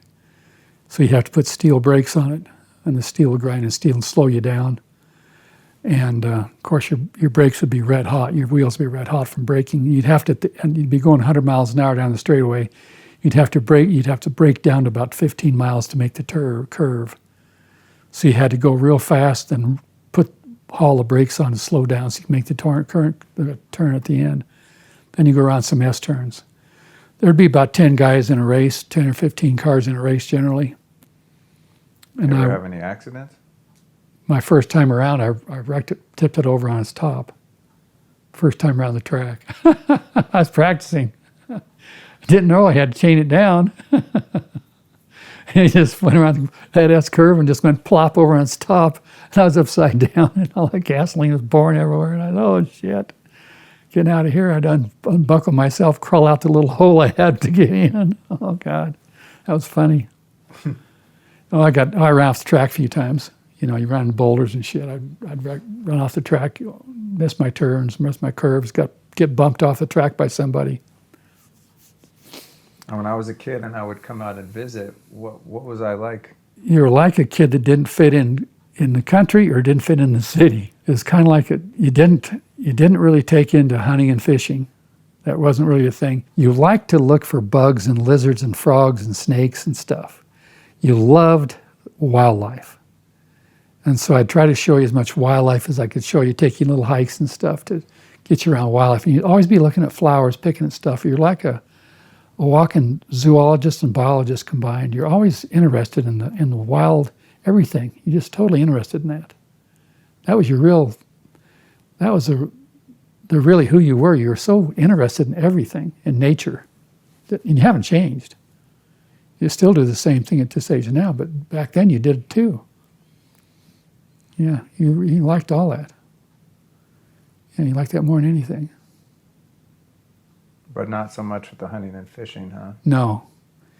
You didn't much care about hunting and fishing much. A little bit, but nothing. You never. I think what happened is I lost just so much of your growing up years that you never got ingrained with that environment that I was doing. And I definitely didn't want you rodeoing, and I definitely didn't want you running stock cars. I didn't want you to do that part of my life. So I tried to shade you away from that part of my life that I didn't want you to take any interest in, because it was not very safe. Do you remember the time we went up bear hunting with all your hound dogs and somehow came home with a bear cub? Oh, yeah, you were with me. That was over. Yeah. That was Hartley, you and me. We went up Cattle Creek, clear up on top of the Salt Mountain. And we finally treed a bear that had 2 cubs. But we wanted to take these cubs alive, so Hartley climbed up the tree, and one of the cubs fell down on a stake and went right through, like the odds of it hitting a stake is like 1 in a million. It went right on a stake and killed it. And I was able to catch the other cub, and we caught it. Now, What happened to the mom? the mom went away. We didn't shoot the mother. So the mom ran off, and then the 2 cubs ran up the tree. Yeah. Yeah. And then the 1 cub fell out, got spiked. And how the hell did you get the remaining single cub out of the tree and into the truck? We had to get it down and throw a jacket over it when it fell out of the tree. We made sure it didn't fall out where it was going to get hurt. And it fell out and bounced there. We got a jacket over it and got it there, and it tried to bite us and everything. And then we were able to get it in the truck and get it back to my house and put it in a dog pen. And how long was that bear living at your house with the dogs? Oh, I kept that bear there for about a month. And then then Hartley took it to Denver. And then it grew up, and then he turned it loose.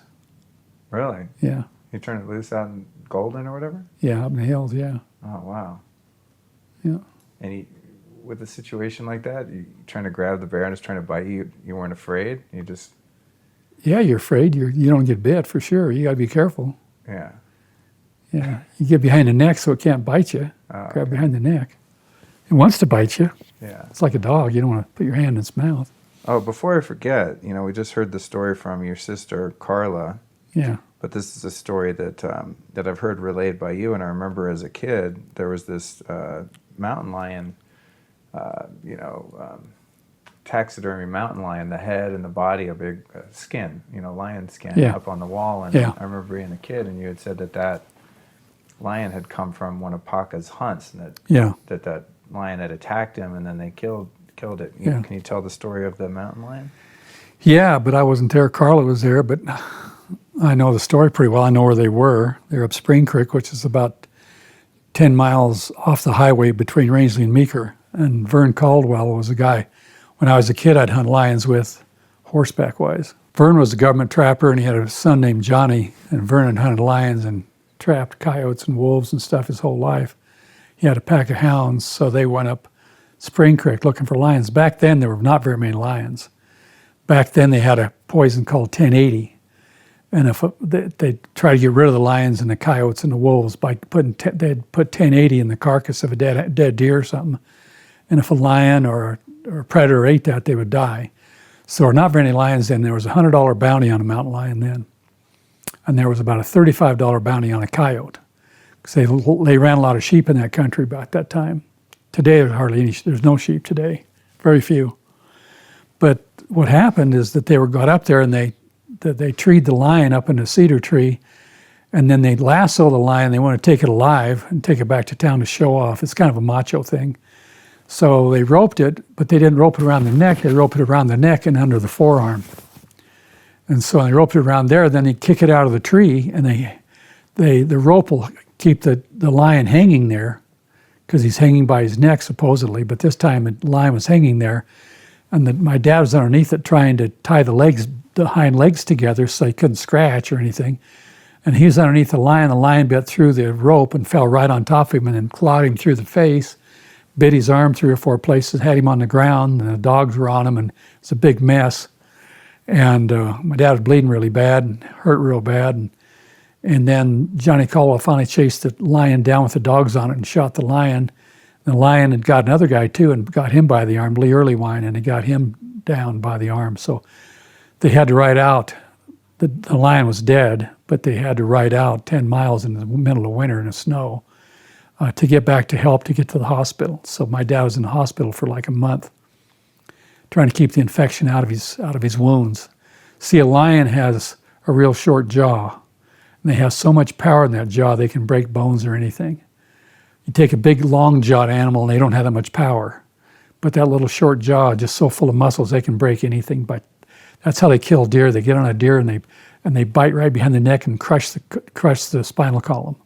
That's how they kill deer. Really? Yeah. Wow. They don't bleed them out, huh? They kill them right there. Wow. Get on top of them, bite them behind the neck, and they're done. Hmm. They kill deer easy. Wow, that's interesting. But anyway, he finally healed up from all that. And Carlos, the hide's up on Glade Park right now. It was a 160-pound lion, big Tom for that time. The record Tom I know in Colorado is over 200 pounds now, which is a big, huge lion. Yeah. And it's the biggest one I've heard of, the biggest one I've seen stuffed. Wow. But back then it was a big deal to go lion hunting. You hunted in the winter on horseback, and you try to cut ridges and cut tracks. Cut a track, you turn the dogs loose on it and try to tree it and shoot it and bring it in, get $100 bounty. $100 that would be back in the 50s, was a lot of money. That was a bunch of money then. It's like $1,000 a day or $1,500 a day, probably, maybe $2,000 a day, something like that.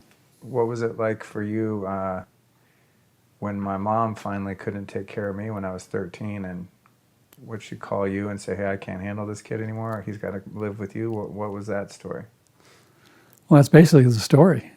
She couldn't handle it anymore. I said, well, send him out here. I said, have him live with me. I was glad to get you. I was happy to have you come, really.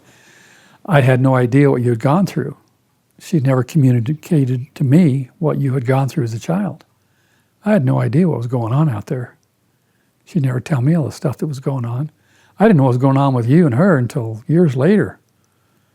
I couldn't put the pieces together. I just had no freaking clue what was going on out there. What did you think when I came out at 13 and I had, long hair and was all into rock and roll and all that kind of stuff?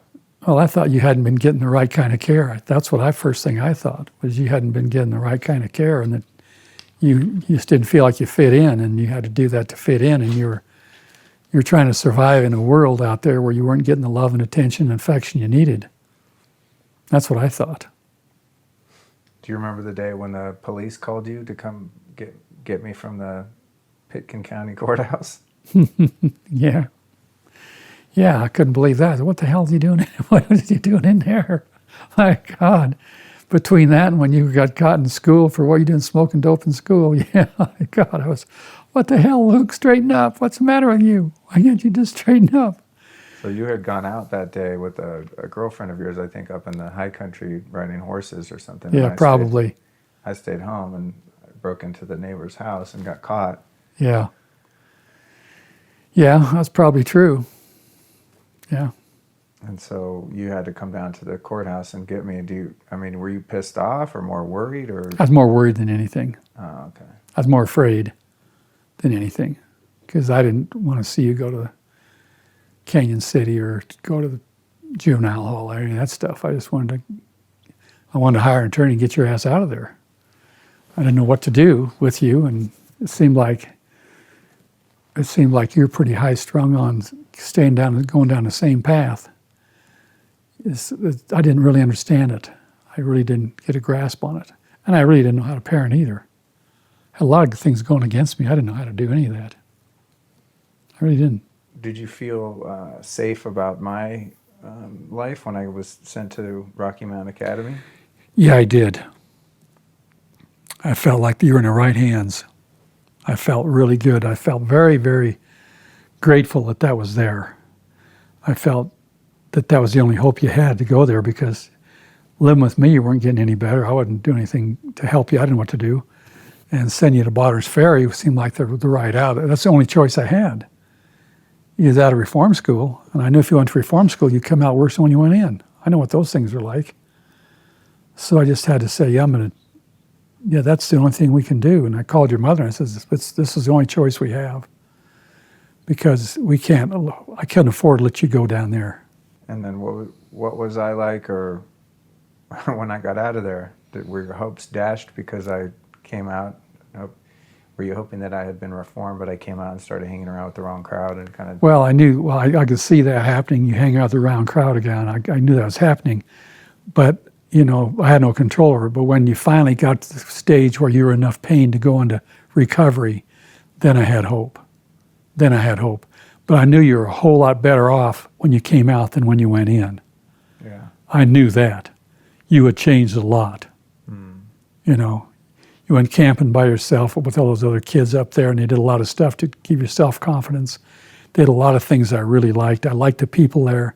Thought they're good supervisions there. You're taught how to work a little bit. They gave you work incentive. They gave you a lot of things you'd never get at reformatory. So yeah, you got out of there. I had high hopes that you were going to be good.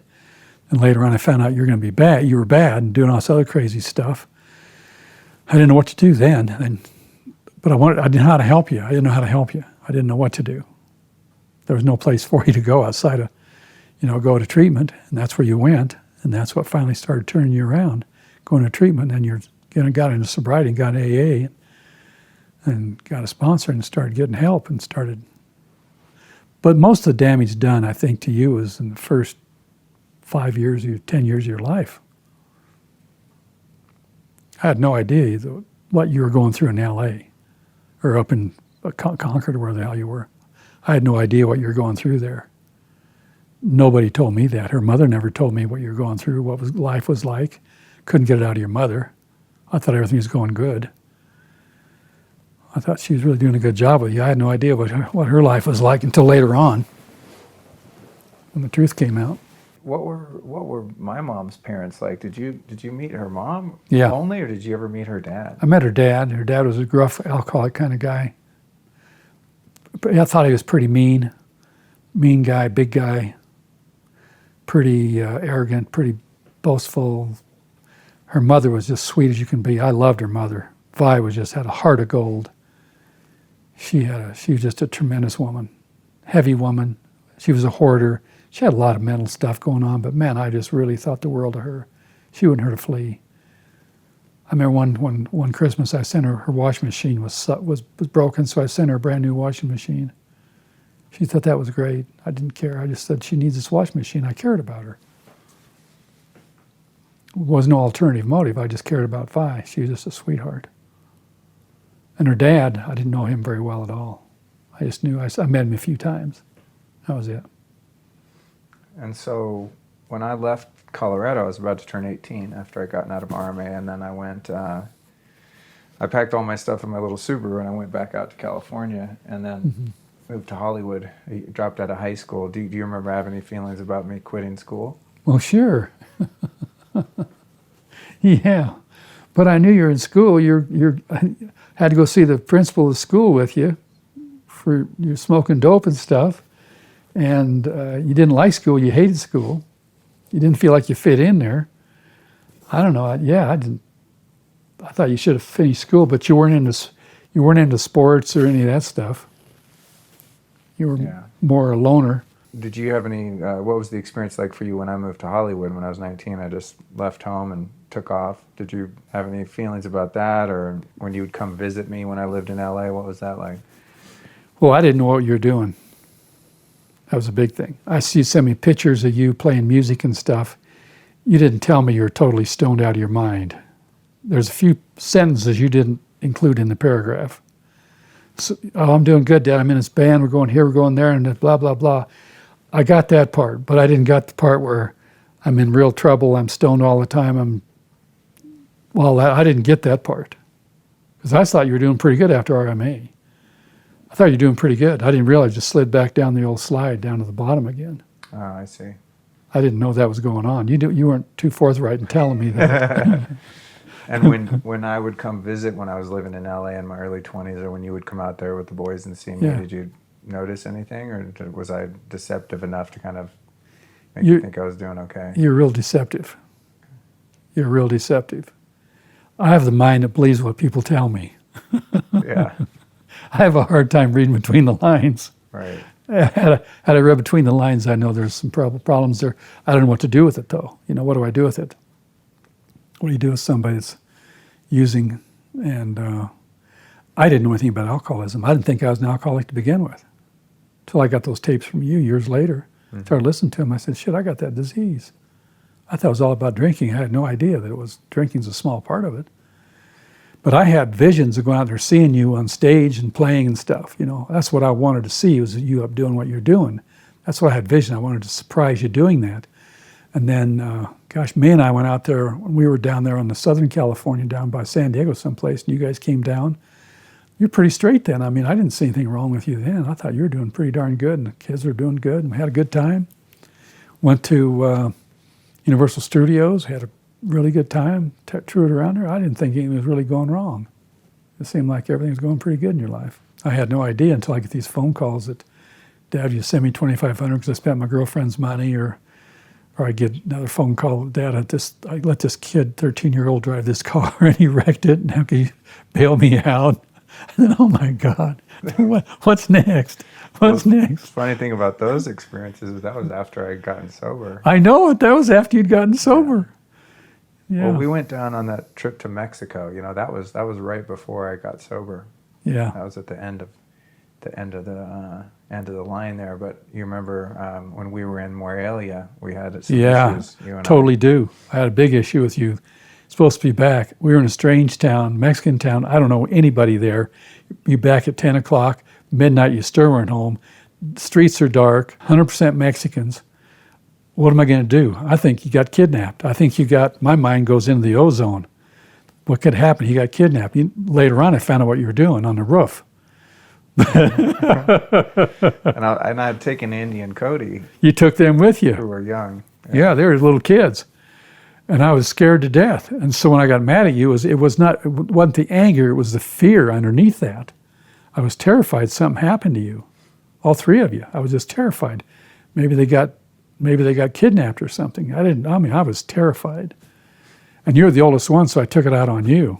You took these. You guys went down there. You're the leader of the pack. And so I was really upset. But it was just fear. I couldn't sleep. I was just laying there wondering what to do. Should I go see the police? I talked to the guy there, the driver. What can I do? What can I do? How can I find him? I don't know anything about Morelia. I didn't know where. I knew where I was in the hotel, but I didn't know where the hotel was in the city. Didn't know anything about it. But luckily you showed up later. Oh my God. I said, oh my God, I felt so grateful that you guys got back alive, because I didn't trust the streets of Morelia at night. When did you meet May? I met her when I was still having so much anxiety and depression, and just so much of that stuff still going on, which had been with me my whole life. I looked up counselors, and she did EMDR, which is a technique. Really? She did that? Yeah, she taught that. Yeah, so she did EMDR, so I picked her up just... Where you stare at the hand or that kind of thing? Yeah. Like hypnosis almost? Yeah. it's kind of like hypnosis. And so I needed some help because I was anxious all the time. I couldn't relax, couldn't settle down. I met her down there, and she asked me to Grand Junction. Yeah. She asked me to fill out a form, confidentiality form and all that stuff. And no hanky-panky, none of that. And the next week, I have an appointment for the next week. She says, I don't want to see you again. I thought, oh, great, Alan, you're really good. So I called her and said, well, if you won't see me again, will you go out with me? And she says, yeah, I'll go out with you. I said, okay. So I took her to a mule deer banquet where I was president of the Mule Deer Association, and took her to a banquet. And I just talked to my buddies, and she sat at the table real calm, real nice. And I started going to movies and doing a few things with her and hanging out with her, just developed a friendship. And she says, we can't fiddle around because it's against my code of ethics with the profession I'm in. I says, probably a good idea. So we just kind of grew into caring about each other and liking to spend time with each other. And eventually we decided after a couple of years to get married. And I was terrified. How long have you been married now? Well, I don't know. We've been together 18 years. 18 years, yeah. Mm. Why were you terrified to get married? Because I went through 2 horrible divorces. Yeah, like I know what I'm doing. Yeah, when you get to that point where there's calls for commitment, that's where the rubber meets the road. I didn't have any rubber on my tires. I was heading for the hills. I was looking for a way out, like I had been doing for 20 years. No, that's what it was. But I went ahead and I knew that this was the right thing to do, and I just knew in my heart that I couldn't find anybody better. Like there was nothing wrong with her. I couldn't pick her apart. My escape mechanism was always finding fault with somebody, and then vanishing. I'd be something really important, like I don't like the color of her shoes or something really important. But it was just fear of getting munched again, emotionally and psychologically and financially and all that. So I was pretty much terrified. But I had to overcome that fear. And I learned I can't overcome the fear that if I don't do it, my chances of finding anybody better than her is slim and none. And I get to choose to live by myself the rest of my life. Which one makes the most sense? I said, well, I don't want to choose to live by myself the rest of my life. I guess I'll have to face the fear. So I faced the fear. Believe me, I was scared. I had night sweats for 3 months after I got married with anxiety. But what that is, see, I had a hyperactive amygdala. I had my limbic system was in a trauma loop, so everything I saw was exaggerated 100 times. Everything that's like a mouse to normal people would be this big of a fear. A mouse to me, which I'm not afraid of mice, but if I was, a mouse to me would be 10 feet tall. So I magnified everything in my life, no matter what it was. Anything threatening at all was magnified 100 times. So I didn't know, I started listening to my mind. I got a mind that lies to me. This limbic system trauma loop is lying to me. I can't believe half what it tells me anymore. So that's what I finally found out of for all these years. This has been my problem from day one. So what I've learned for me, for today, where I am now, is that I finally have a solution to the problem I've had since I was probably 5 or 6 years old. And that was a limbic system that was overreacting to everything and protecting me through hypervigilance, isolation, and avoidance. That's how it protected me, but it was overprotecting me. And I had obsessive thoughts, I'd have obsessive fears, couldn't go to sleep at night, rumination, anxiety, depression, insomnia, avoidance, overreacting, a lot of old behaviors, old thought behaviors. So that's what I do now, is try to retrain the brain and get myself to normalcy. After I got sober and you started seeing my life improve in Alcoholics Anonymous, and then I gave you those Bob Anderson tapes, and you started going to meetings. Was that the first time that you started taking your own spirituality seriously? Had you ever believed in God or anything like that? Yeah, I believed in God, Luke, until I was 10 years old. And my life at that time was so fearful that I said, God, you've left me, and I got to get into self-reliance because I can't rely on you anymore. And then I got in total self-reliance from then on. I lost that feeling of God in my life, and it totally evaporated. And I remember when I'd said it, I was underneath a drilling rig, walking home from school. I'll never forget when I said it, and when I took that, changed that that mindset, because my life was a living hell with fear. I became afraid of everything. And that's what started twisting my limbic system into the fear mode, was that. And then as things progressed in my life, my limbic system started acting up more and more and more and more and more and more and more. Helicopter wrecks, wrecking stock cars, getting bucked off horses, whatever it was creating the perfect storm for my limbic system to totally get deranged and overactive. And then when eventually you started going to AA meetings and finding some relief there, when did you pick up your faith again? I don't know if I've really picked it up or not. I just know there's a power greater than me, and I know that the power greater than me is when I let go of control. When I can start accepting things as they are, quit fighting anybody and everything. That to me is letting go of that control, which was my whole life, controlling things.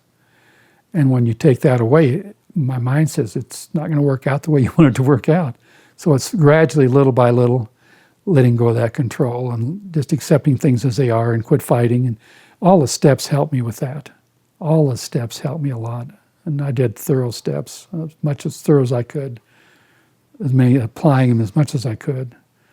But I finally come to realize, after making all my amends and not having resentments anymore, got rid of my resentments. I don't really have any that I know. I probably have subconsciously have some resentments, but they don't reach my conscious level where I know that I resent something. There's things I dislike, that I don't like things, but I don't really have that deep hatred toward people that I had. That I'm going to get even with you. That feeling like I always got to get even. You mess with me, I'm going to get even. I always had that mentality, but now it's like, if I had to get even with everybody that screwed me in my life, it'd be 36-hour-a-day job.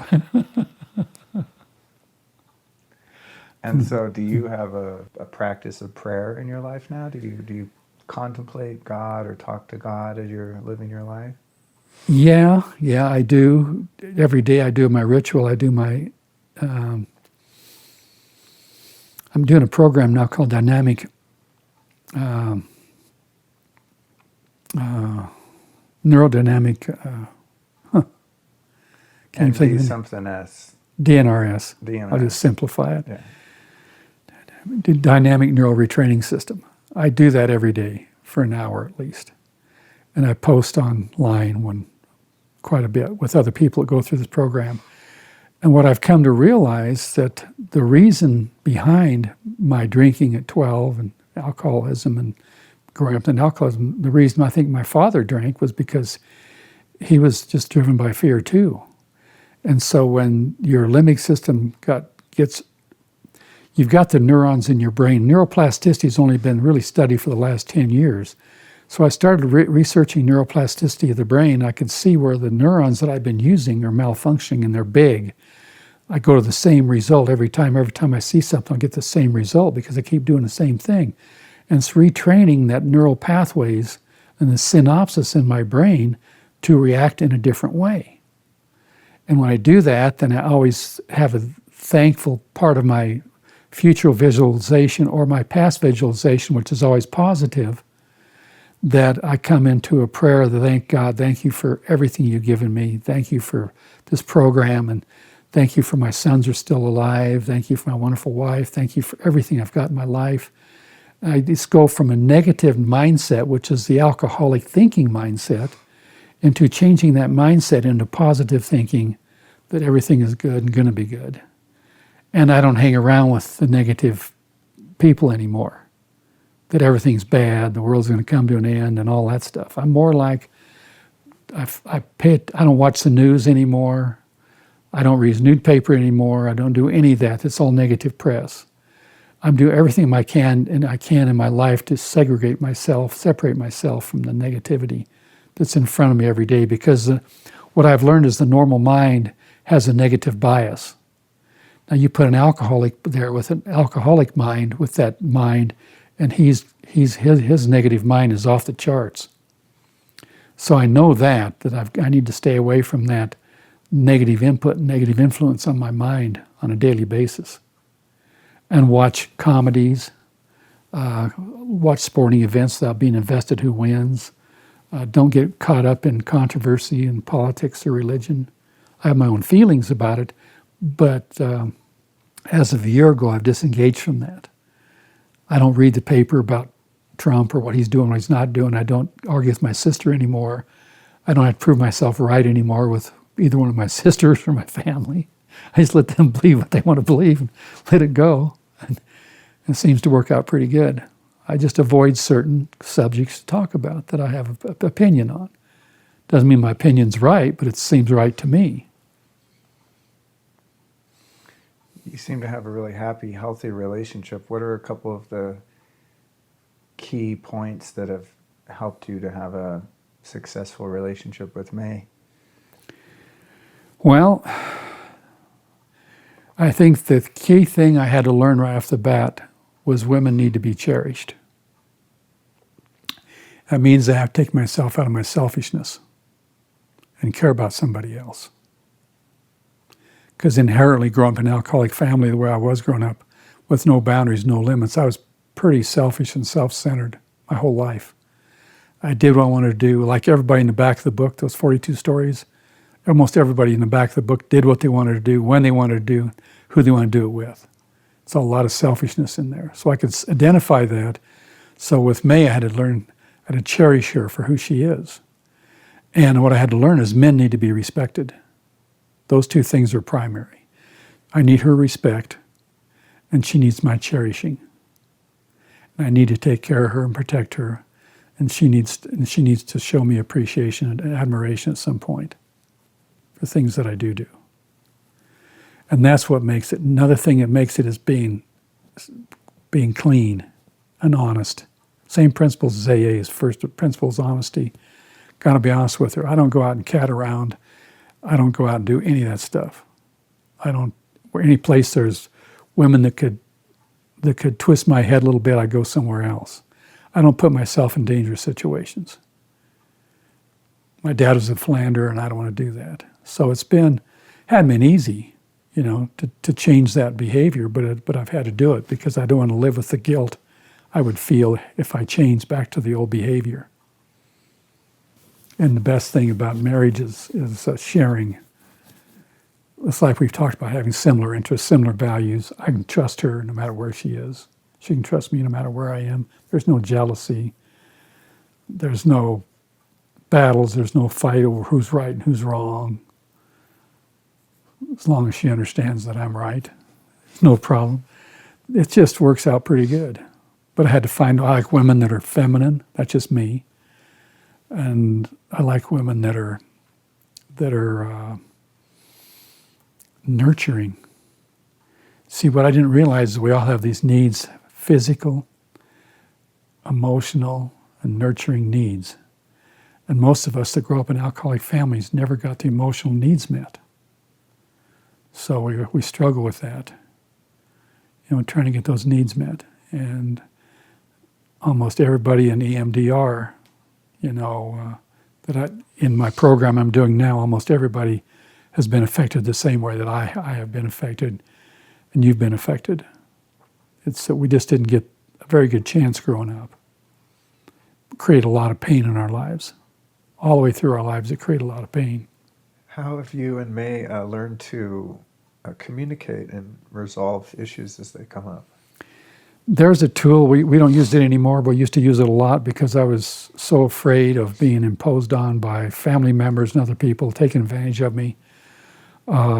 It's called a knee-to-knee. And so we learned that technique. It's a counseling technique where you go eyeball to eyeball, sitting right across like you and I are right now. And then I have something bothering me, and then one of us starts, and the other one can't say a word till I'm finished. And then I have to wait for them to say a return to me and not interrupt until they're finished. And it's a way you take a problem that, see, my mind creates problems. It's a problem-building mind. And it's not even close to reality 90% of the time. So we sit knee to knee, and I say, when you did this, blah, blah, blah, I felt that, blah, blah, blah, and I go da-da-da-da-da-da-da-da. And then she'll say, is there more? I says, yeah, matter of fact, there is. And when you did this, blah, blah, blah, blah, blah, blah, blah, blah, blah, blah, blah, I felt this. And she'd say, is there more? I go, well, yes, matter of fact, there's a lot more. And I keep going until I'm all out of all the things that have pissed me off or bothered me or where I got hung up on. Then when I'm all done with what I've got, then I says, okay, now it's your turn. She says, what's been bothering you? And she goes, well, blah, blah, blah, blah, blah, blah, blah, blah, blah, blah, blah, blah, blah. And I have to repeat it word for word. You said you didn't like it the way I drove, and you didn't like it because I looked at that woman, or you didn't like it, whatever, whatever it could possibly be. She'll say that, and I say, what I heard you say is, so I understand what she's saying. Because if I'm just communicating with you, you're thinking about how you're going to communicate back to me. But if you're thinking that you have to repeat whatever I'm saying, it takes all that mind chatter out of having to prove that you're right. It takes that out of there, so where you have to say, this is what I heard you say, am I right? And you repeat it word for word. And if I miss it, she said, no, you missed it, you missed this. Repeat this again, da-da-da-da-da. And okay, this is what I heard, blah, blah, blah, blah, blah, blah, blah, blah, blah. So you go back through, so you communicate completely. And when you're done, everything's done. And you get up and you walk away and you're clean. You're not carrying stuff around with you for a week or two that's bothering you. I had issues and issues with her kids. Issues and issues which were deal killers to me. But it was my mind building it up in a deal killer. And I realize now that I had everything out of proportion. It was no big deal. But my mind would let it live in there for weeks at a time, over and over and over. That's the limbic system being totally out of control, keep me in the fear zone. But those are the things that if I had to say one thing, Luke, that helped me was, number one, was to take my time, a little by little. Stay out of the bed, stay out of rack, don't have sex with them. Stay out of bed, develop a friendship, see if you even like them first. That's a good start. And then build from that like to infatuation or appreciation, or appreciate who they are as women. And then you can go from that, you can go into a deeper feeling of love and commitment, where you don't want to see other women. You're happy with who you've got. And so when you find one that fits most of those, they're not going to be perfect, but fit most of those little things that you like, then you can have a lasting relationship and be honest and change your old behaviors and quit doing the things that ruined your old relationships. Start with something that does make a new relationship, and that's called honesty. That's called communication, and learn how to do that and be honest about it. And I think you're really honest. I am. I know you are. I know you are. Speaking of honest, there was something that you did years ago when you guys were, you and May were visiting out there in Southern California, and I came down by San Diego or something, and I came down there, and we were in the hotel, and you pulled me aside, and you said, hey, Luke, I want to ask you something. You said, when you swear, it really offends May, my wife, and you cuss a lot around her, and it makes her feel really uncomfortable, so I'd appreciate if you didn't do that. And I never even thought about it. That's how I talk to everyone. Never even occurred to me that not everyone is like that. And then you said something to me And that was a wake-up call, because I don't want to offend anyone that I care about or that you care about, or cause anyone to feel uncomfortable. But then you said something to me. You said that you acknowledged that I probably learned a lot of those words from you, which was true. You were quite the sailor's mouth when I was a kid. But you said that that you didn't realize years into your life as a businessman that you would hurt some of your business relationships and your ability to make money by the use of that type of language. Could you explain that? Yeah, sure. In the world that I built business-wise, which was the real estate world, basically most of the things I earned financially, some with earth-moving business that I started ran for 15 years, but most of it was through real estate. When you're doing real estate business with people that are sophisticated, that have a lot of money, and I start using those words, then it makes me look like I'm a little ignorant or a little stupid or a little uneducated or whatever. And it makes me feel like I interpret their view of me as being less than and not competent and not a professional. So I had to learn early on when I was doing the real estate deals that I had to really watch my tongue, because of a tendency to let my tongue slip, say things. If I'm around ranchers and stuff that talk like I did, it's no big deal. But if I'm around people that I'm trying to impress or people I'm trying to get a deal done, they don't listen to me using the F word every 2 seconds or using all that stuff. So to me, it damaged me if I kept using that, it damaged my reputation. People don't want to be around that. What I learned is most people that have quite a bit of money, they don't use those words. Most people are really educated that were my clients, don't use those words. So I had to learn I got to fit this to my audience out there and quit using those words, because it's hurt me financially as a real estate broker to use that kind of vocabulary. So I'm still not perfect. I still use them, but I really have to watch it. I pay attention more today. I'm a lot better than I used to be. I'm 100 times better than I used to be, but I still make mistakes. But it's just I don't know. To me, it's like how do I get respect from someone if I speak disrespectfully? How do I gain their trust if I say all these bad words? How do they have confidence in me if I sound like I just came out off Larimer Street? How are they going to do business with me if I'm still in that mindset? So that's what happened to me. And that's what, like with May, she doesn't like me to swear around her. She hardly ever swears. Rarely does she swear. And so I've got to watch myself. When I do, I go, oh, I did it again. I got to keep tapping myself and become aware of it so I don't keep doing that.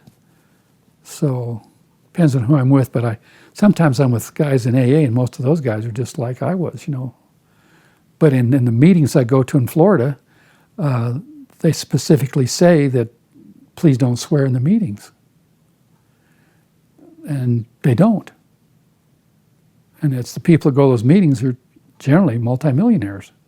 Everybody's rich that goes to them. There's no poor people there. And they don't appreciate that language. So to me, it's adapting to, I don't need to use that language. What good is it? It doesn't serve me well when I do. So that's how I view it. And May doesn't like to hear it. Does that make any sense? Yeah, it's perfect.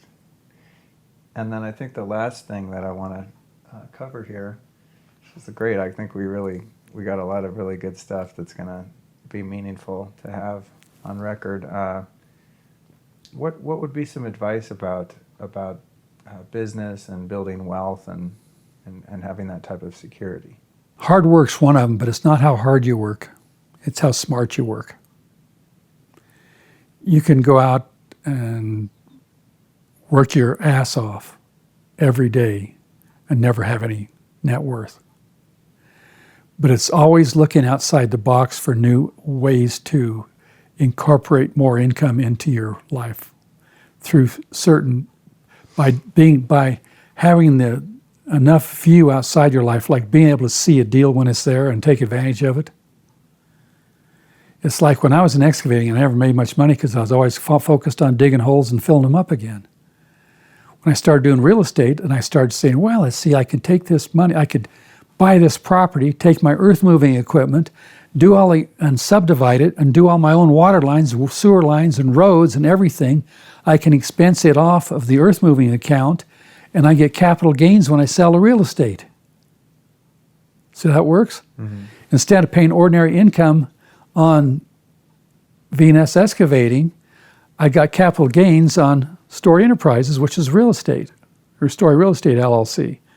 And I pay 20% or I pay 40%. What's going to be my choice? I think I'll take the 20. The 20 being the capital gain. Yeah. Versus the income from the versus business. Straight ordinary income. See, that's looking outside the box and thinking, how can I? So I've always got to be thinking, how can I increase income and decrease expenses? That's what I always got to be looking at. How am I going to increase income and decrease expenses? And I have to make smart choices, too. So, for example, I got to learn what liabilities are, like houses, things like that. I got to learn what liabilities are and what assets are. I got to invest in things that are worth more tomorrow than they are today, instead of investing in things like I want, like motorcycles and speedboats and stuff like that are worth less tomorrow. When I drive a new car off the lot, I'm losing about $5,000 to $10,000. I guess, is that a smart investment? No. I'll buy one a year old. It's taking the big hit off the bat. See, I'm always thinking about stuff like that. What's the best bang for the buck? And my tendency is I like nice things, But if I like nice things, I made a bunch of money and I bought May a new Lexus. I made a bunch of money and I bought that car I've got now. This is going to probably be my last car. But then I got rid of my pickup truck because I didn't need three vehicles. Even though I could use the pickup truck, me having 3 cars is ridiculous. I got to pay license fees, taxes on it, and all that other crap, maintenance and whatever. So try to simplify my life down to what I need instead of what I want. I want everything, but what I really need is a lot less than what I want. So the smartest thing I ever did was probably get into real estate, where I got into cash income producing properties like trailer parks. I got into those, and I put a sign on my refrigerator, trailer parks in 5 years. I'd look at that every day, because I was developing real estate, and I'd finish the development. I'd have to go buy more land and go through that 3 years of crap to get through approvals again, to just eat me up financially, eat me up mentally and emotionally. I can't do this any longer. So I said, I got to change plans. What can I buy out there that's going to make me money every month? It's like what you're doing with your School of Style stuff. You got the idea and it's working for you. Cut out all expenses of travel. You did it. You've done everything you're supposed to do, and now you're reaping the rewards for it. See, but you looked outside the box. That's exactly what you did. You looked outside the box and you said, I'm going to, in a year or two, I'm going to be out of New York. I'm going to be out of these other cities, and I'm going to quit that stuff and cut that expense out and all that, because we're not making any money. We gross $1 million, we only make 50,000 or whatever. Doesn't do you. It's not how much you gross, it's how much you net that it comes back into your pocket. That's the bottom line. So by investing in stuff like mini storage or mobile home parks, and as long as they cash flow and bring you a decent rate of return on your money, you're home free. You can make your money work for you, where you don't have to go out and work all the time. You can go fishing 10 days a week. Whatever you want to do. So it's all that. It's how the mindset you put behind it. Instead of how hard you work hard, but you work smart. And that's what you've done. Remember that book I gave you, Rich Dad, Poor Dad? Read that book a bunch of times, and pretty soon it'll start sinking in. It's the same thing I did. I did mine before he wrote the book, but that's the same mindset I had to have to get there. And you've never been in debt, huh? Oh, hell yeah, I've been in debt. Oh, you have? Oh, yeah. When? When I was in the earth moving business, I was in debt for a lot of money. Buying equipment and stuff, I'd be in debt $200,000 or $300,000. Really? Yeah. Wow. See, this is where working for money doesn't pay off. And to explain that to you, here's what happens when you start in a construction business or any other business. Say you buy $1 million worth of equipment. You don't have the money, so you go out and borrow. Say you got, I'll keep it small. Say you're going to get in the backhoe business. So you finance your car. You use your car's paid off, you use it for leverage, for equity. You use that equity, you buy a backhoe. And then you're in business. You're in an earth moving business, because you can do trenches and put sewer lines in and water lines in and do little minor shit around, little dirt hauling here and there, and you buy it. Then you get a dump truck, and then you can haul the dirt from here to there. Then pretty soon you get a loader, so you can load the dump truck and dig the basements, and then you build up, and you keep building up.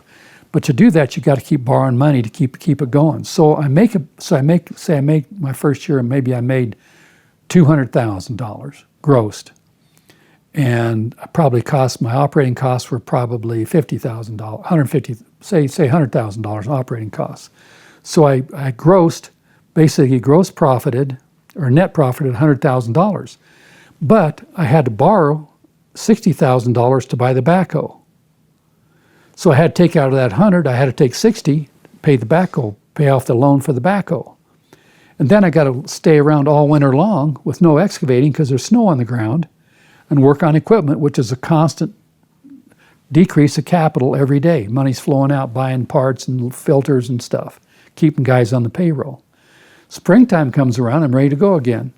So it's a circle you get into. You borrow money, you work your butt off, and you make some money. You pay your employees, you work through the winter, and April 15th comes around. Guess who's beating at your door? Uncle Sam. So you got to not only pay the bank back, but you got to pay Uncle Sam back for the money you made, but you never really got, but you made it on the paper. You got to pay him back. So it's a dog chasing his tail. You get stuck doing the same thing over and over. Borrowing money, paying Uncle Sam, earning money, paying back the loan, paying back Uncle Sam. You get stuck in a circle. You can't get out of it. If the economy goes south, you're screwed. If you got $200,000 or $300,000 in debt and your economy flattens out and there's no construction, you're dead meat. You go bankrupt. They take everything you have. So the issue is how to stay ahead and get ahead is to invest like you've done and find ways to make more money in your business without having to travel, cut more, keep the expenses down, increase the income, do what you're doing, and then pretty soon you'll be able to do it without maybe working 2 days a week or 1 day a week or whatever. The rest of it's free time. Do whatever you want to do. Do your podcast, whatever you want to do. It's learning how to make your money work for you instead of you working for money. But so aside from you going into debt to buy equipment and build your businesses, you never have been one to use credit cards and spend that kind of debt, huh? No. And the reason I didn't get credit, I used credit cards my whole life, but I paid them off every month. I never got in credit card debt because they hit you with like 18 to 24% interest. You become a slave to your credit cards. I've had them my whole life. I've had credit cards. I have one card I use now primarily. It itemizes everything I buy, and I write it off as business expense or personal expense. Put it May puts it into QuickBooks, downloads it in there. When the end of the year comes around, we shoot that information right to the accountant. The accountant looks down each side of it, business or pleasure, and I know how much money I made, how much tax I owe, and so forth. I can use the credit card, and then I get 2% cash back for using that credit card. So for every $100,000, I get $2,000 back. Last year I got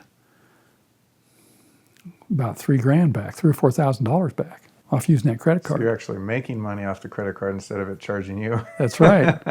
Now you're thinking. See, I don't have any credit card expense. But even when you've purchased properties and you buy houses, you mostly paid for stuff cash. Your real estate. I financed. You did? Sure. This house you did? Yeah, I had to finance a little on this, not much. I had mostly, I 1031 exchange. That's a whole new ball game. Mm-hmm. A 1031 exchange is where I have a piece of property, say investment property. Say I've got a motel. I take that motel and I sell it. I take the proceeds and I buy a mobile home park. See, I'm 1031ing. Say I buy the motel for $1 million. I sell it for $1.5 million. I take that money and I buy a mobile home park for $1.5 million. I don't pay taxes on the $500,000 I made because it's a 1031 exchange. I'm exchanging one property. I'll have to pay at some point maybe, but it's a way to transfer that money from one property to another without paying taxes on the gain. It's called a 1031 tax deferred exchange. It doesn't say tax eliminated exchange, it says tax deferred. So if I sell a mobile home park now, I still got that $500,000 I have to pay tax on.